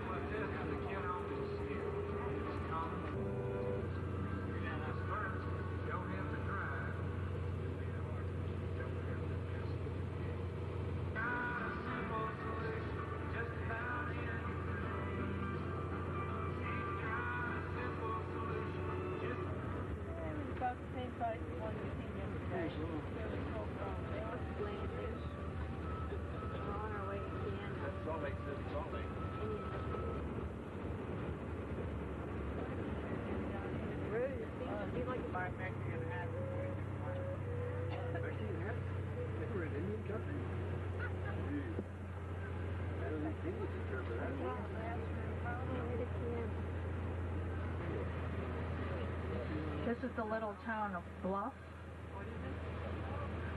Huh? It's a big bluff. You got a name that Bluff.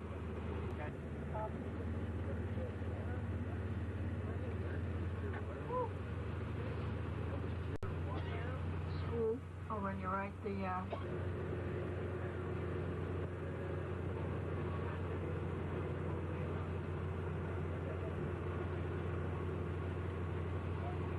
Sure can have a hell of a big rock concert out here, didn't you?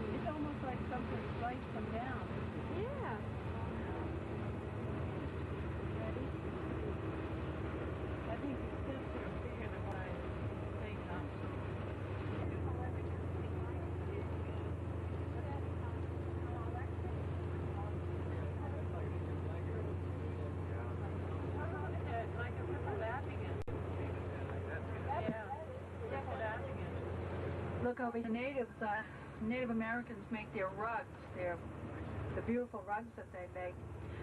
They take all of their experience, therefore it has to have some mistake. Just like you see the Indian woven baskets, and sometimes they don't meet at the very end. The wool from their sheep, they would spin the yarn, and then they would use things from nature, roots, grasses, even the dark. Okay, we thought you might want to have a room with a view tonight, so. Here's the Navajo Reservation. And right in the center of the Navajo Reservation is the Hopi Reservation.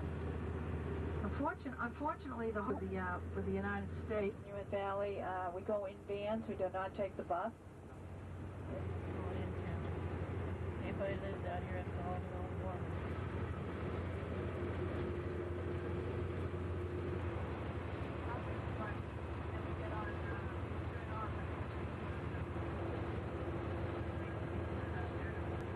Put brands that they put on the horses and the cattle, so that way they can identify.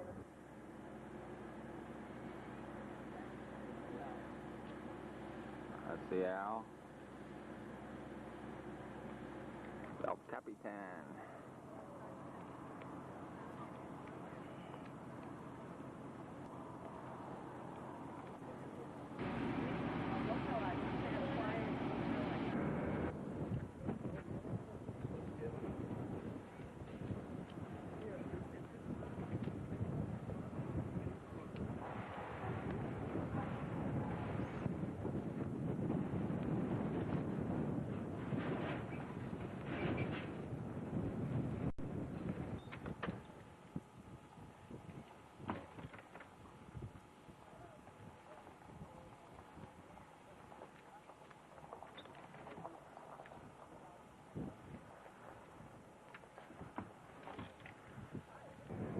Right mitt.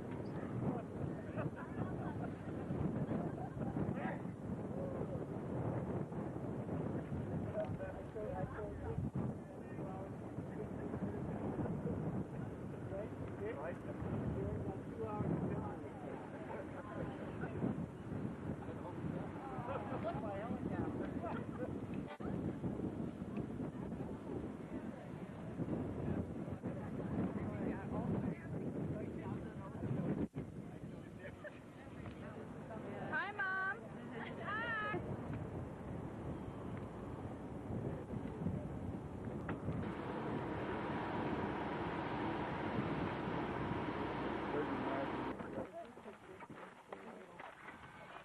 There's a hogan, Harold.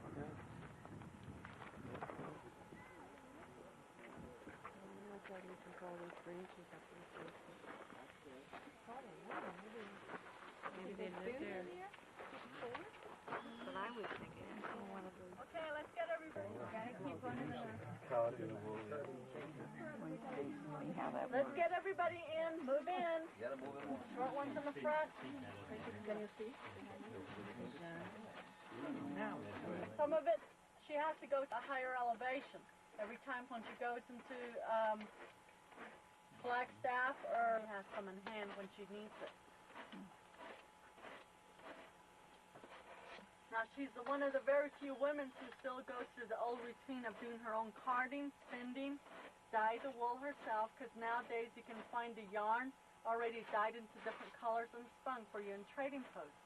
But she's still sticking with the old way. Now they're pretty much taught in a very early age of 6 doing the carding, spinding, dye the wool. By the time they're about 12 to 16, they can weave a pretty good sized rug. And all of these designs will just come into their mind and weave it accordingly. No sketches, no guidelines, nothing. All the designs is within the mind here. The root, now this is the yucca root. The yucca is found in the area. This is what they use to clean the wool with.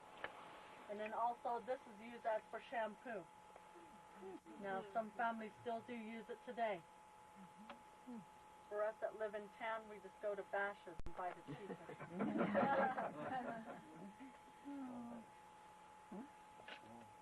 Okay, now she does have a few different plants there that she uses for the dye. Like the snakeweed gives off the light green color, and that's also used as for medication.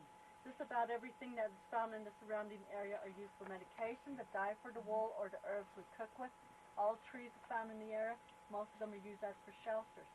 And then also used for the, the same thing, medication and the dye for the wool. Now the Navajo mythology teaches us that we emerge from the earth, and that's why we call it our Mother Earth. Whatever it has to provide for us, we use it in a lot of different ways. We never take any type of plant or anything that's on Mother Earth for granted. We only take what is needed. Back out, and it's all coming back to me now. Can I ask you one question? Is your hair naturally curly? No, or no, it's not. Is it really true that the Indians really have just straight hair? Well, some of them That's don't. what we've Some always of them heard. don't have straight hair. They have some curls too. When you look at the different pictures, I know. It's amazing.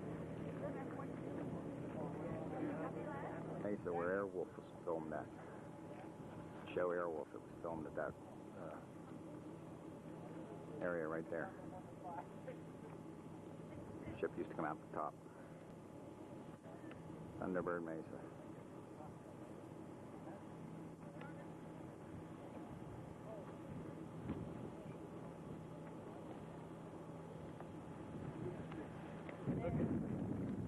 Take a picture of the tire and tell me.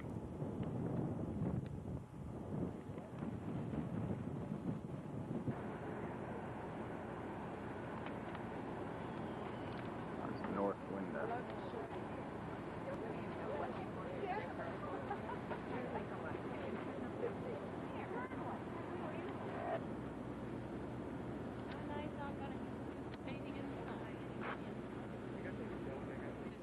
Steak dinner on the canyon floor in Monument Valley.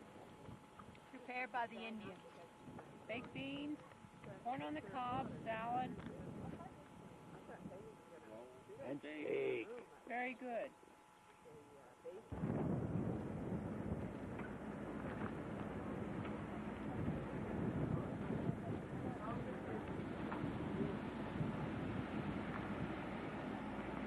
That's the Three Sisters.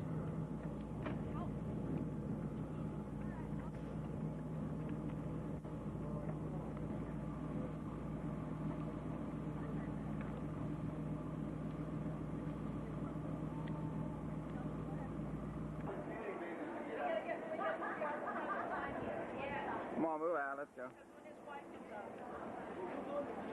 Room.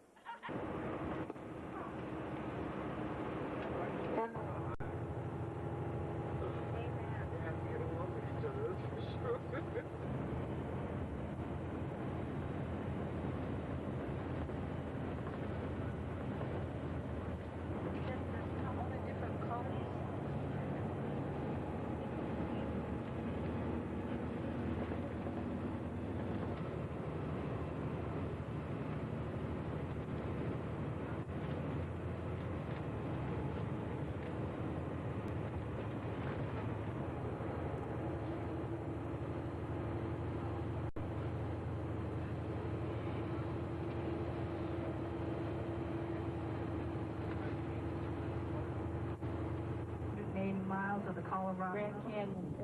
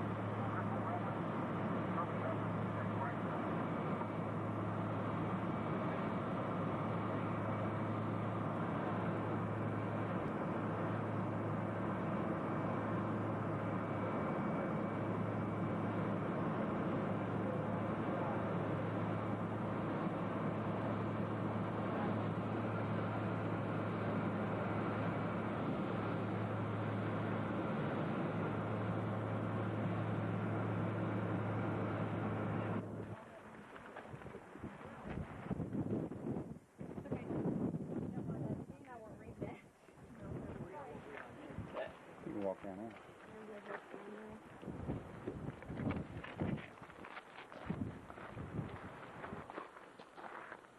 Can't show you that hole over here.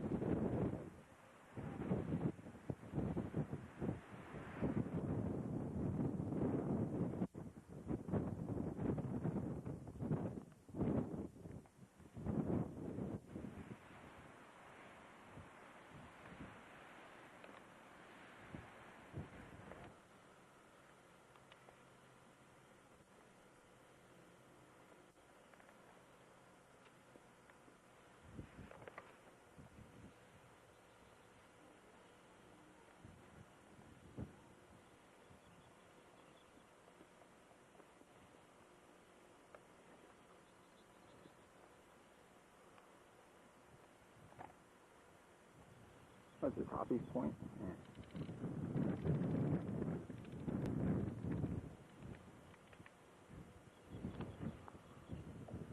That sucker's deep, you know it.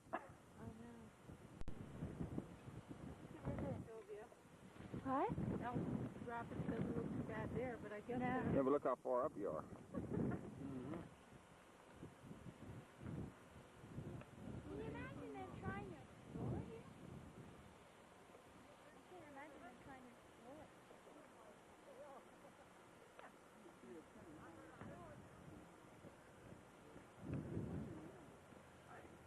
Well, sure. I'd love to hold your hand.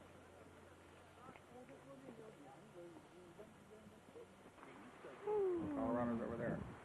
White Rapids.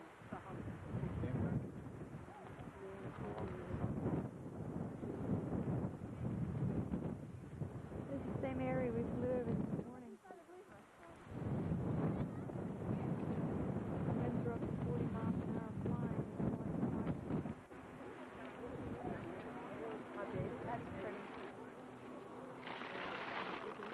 No, I don't. Oh, You're funny. You're funny. I didn't know. Hola, ¿se te metió en todo? Ah. Here comes another one for you. You get a couple. Esa, mami, te choco con fondo de la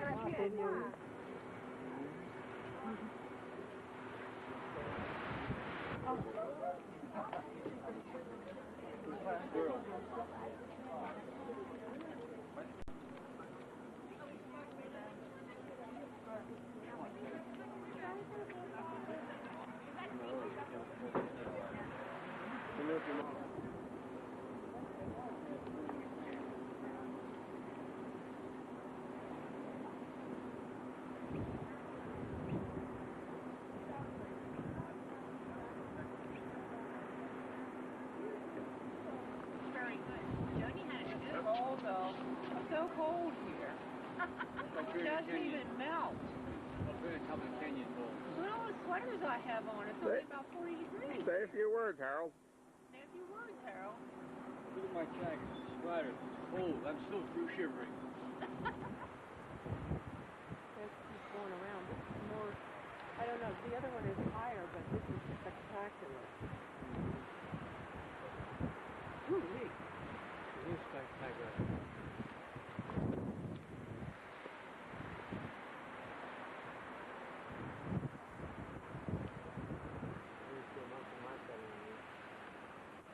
You could probably walk down there pretty far. But then we'll probably come to a ledge. No, but you might fall off this one.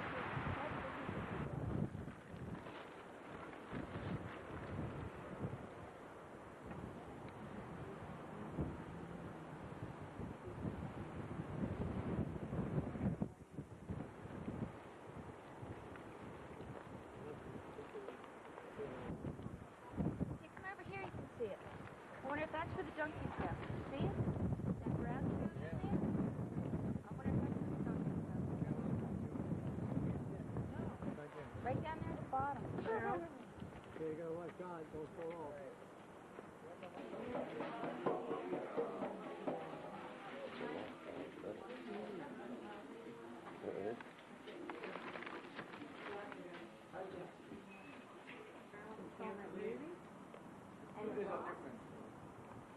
This is the same boat that they had. It used on is the oldest remaining boat that has run the journey.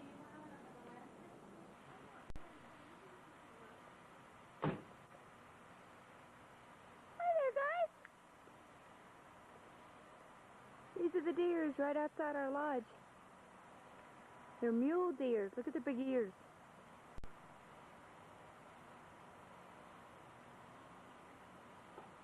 Hi, guys.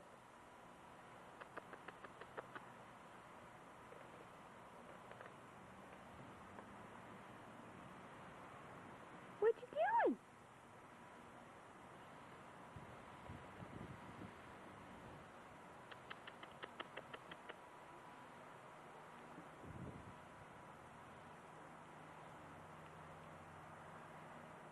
Look at you guys. Hey, guys. Hey.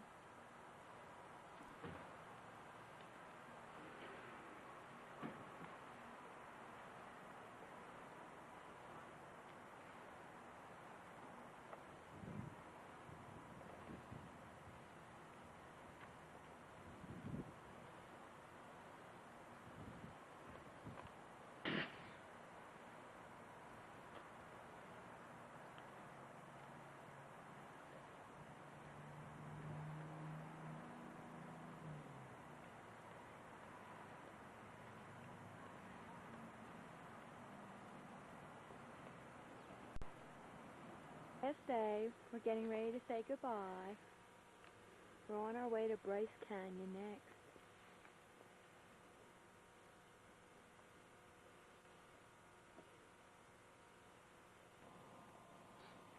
More reds today than yesterday.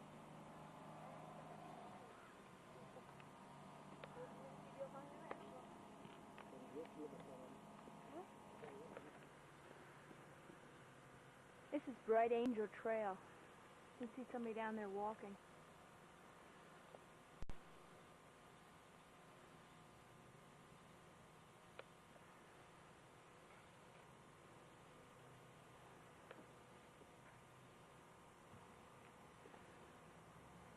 Maybe.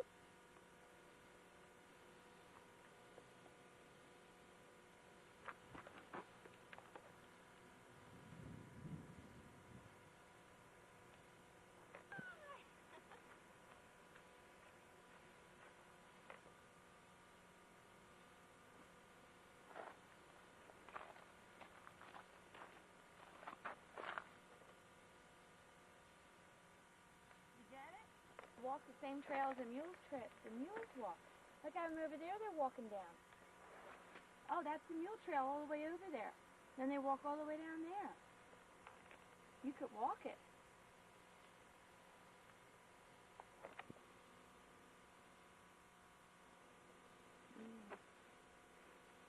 Here's the picture.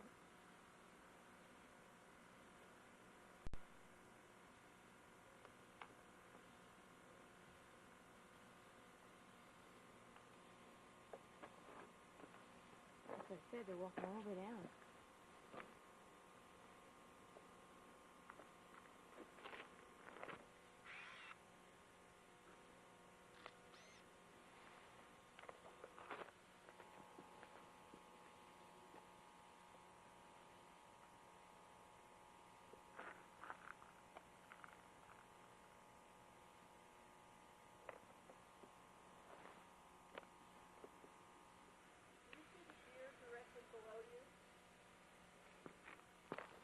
There it goes the other side.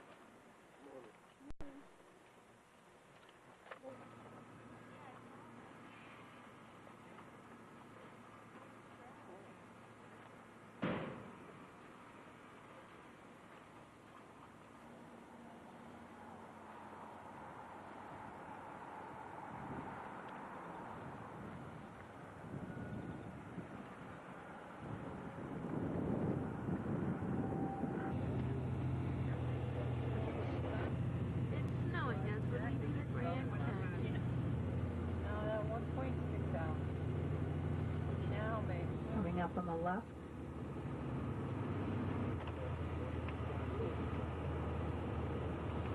That's where we stopped on the way in the other day. On the Indian reservation. And then stop. And it says that we stop. Arizona, but I don't know what it is.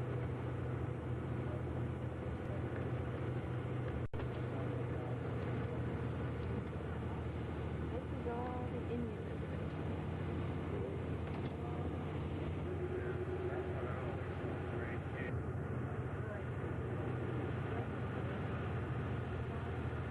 So they visited Glen Canyon Dam. Yeah. In Utah.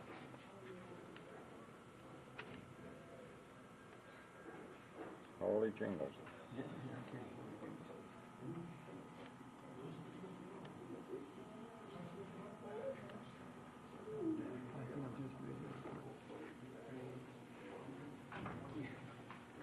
Ladies and gentlemen, welcome to the Glen Canyon National Recreation Area and the Carl Haney Visitor Center.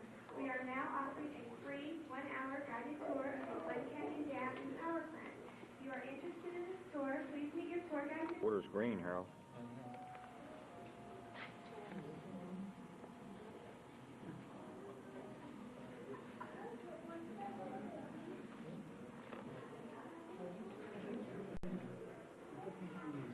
That's the Glen Canyon Bridge. 700 feet above the water. Wait a minute, now where are those built? Is it those? Yeah.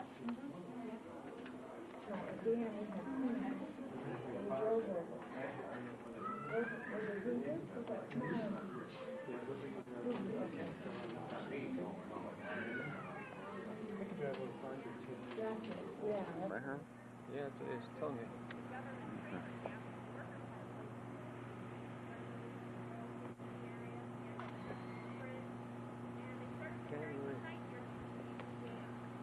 Harold said they got these pins in the wall to hold the wall up, right, Harold?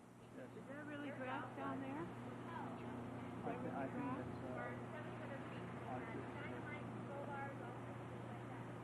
It is. You can slow raft down the Colorado River, down to the Grand Canyon. This is where you get it, I bet. They said at Page, and this is Page. She said that's the thing to do. That'd be neat.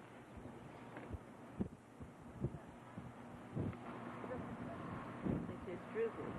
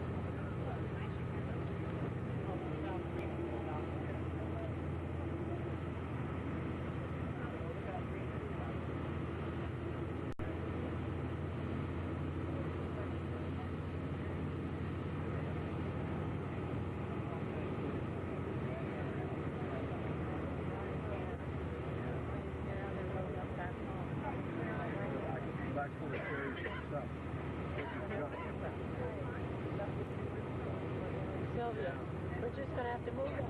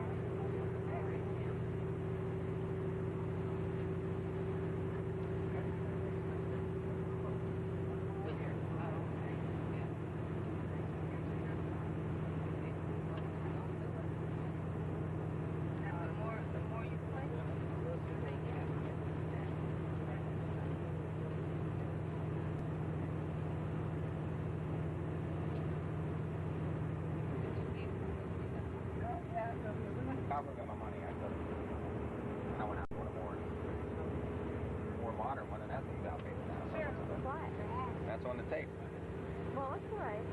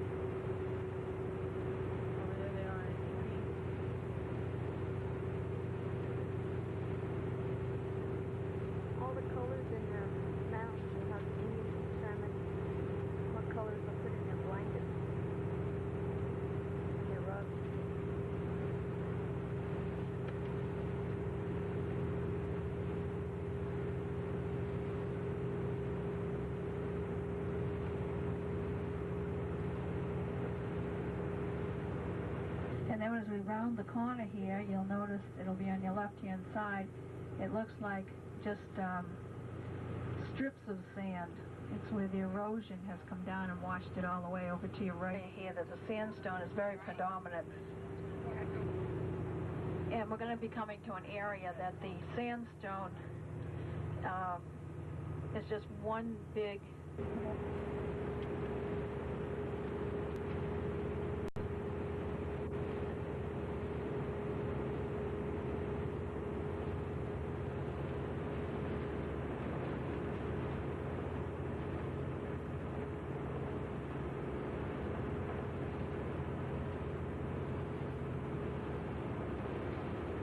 Who said that one? Oh, I was going to say, not you, Maddie, huh? Yeah. Yeah, that's what it did. That's what Dick said happened to his hair. Eroded away. Worn away. It just happened to half of Maddie's hair.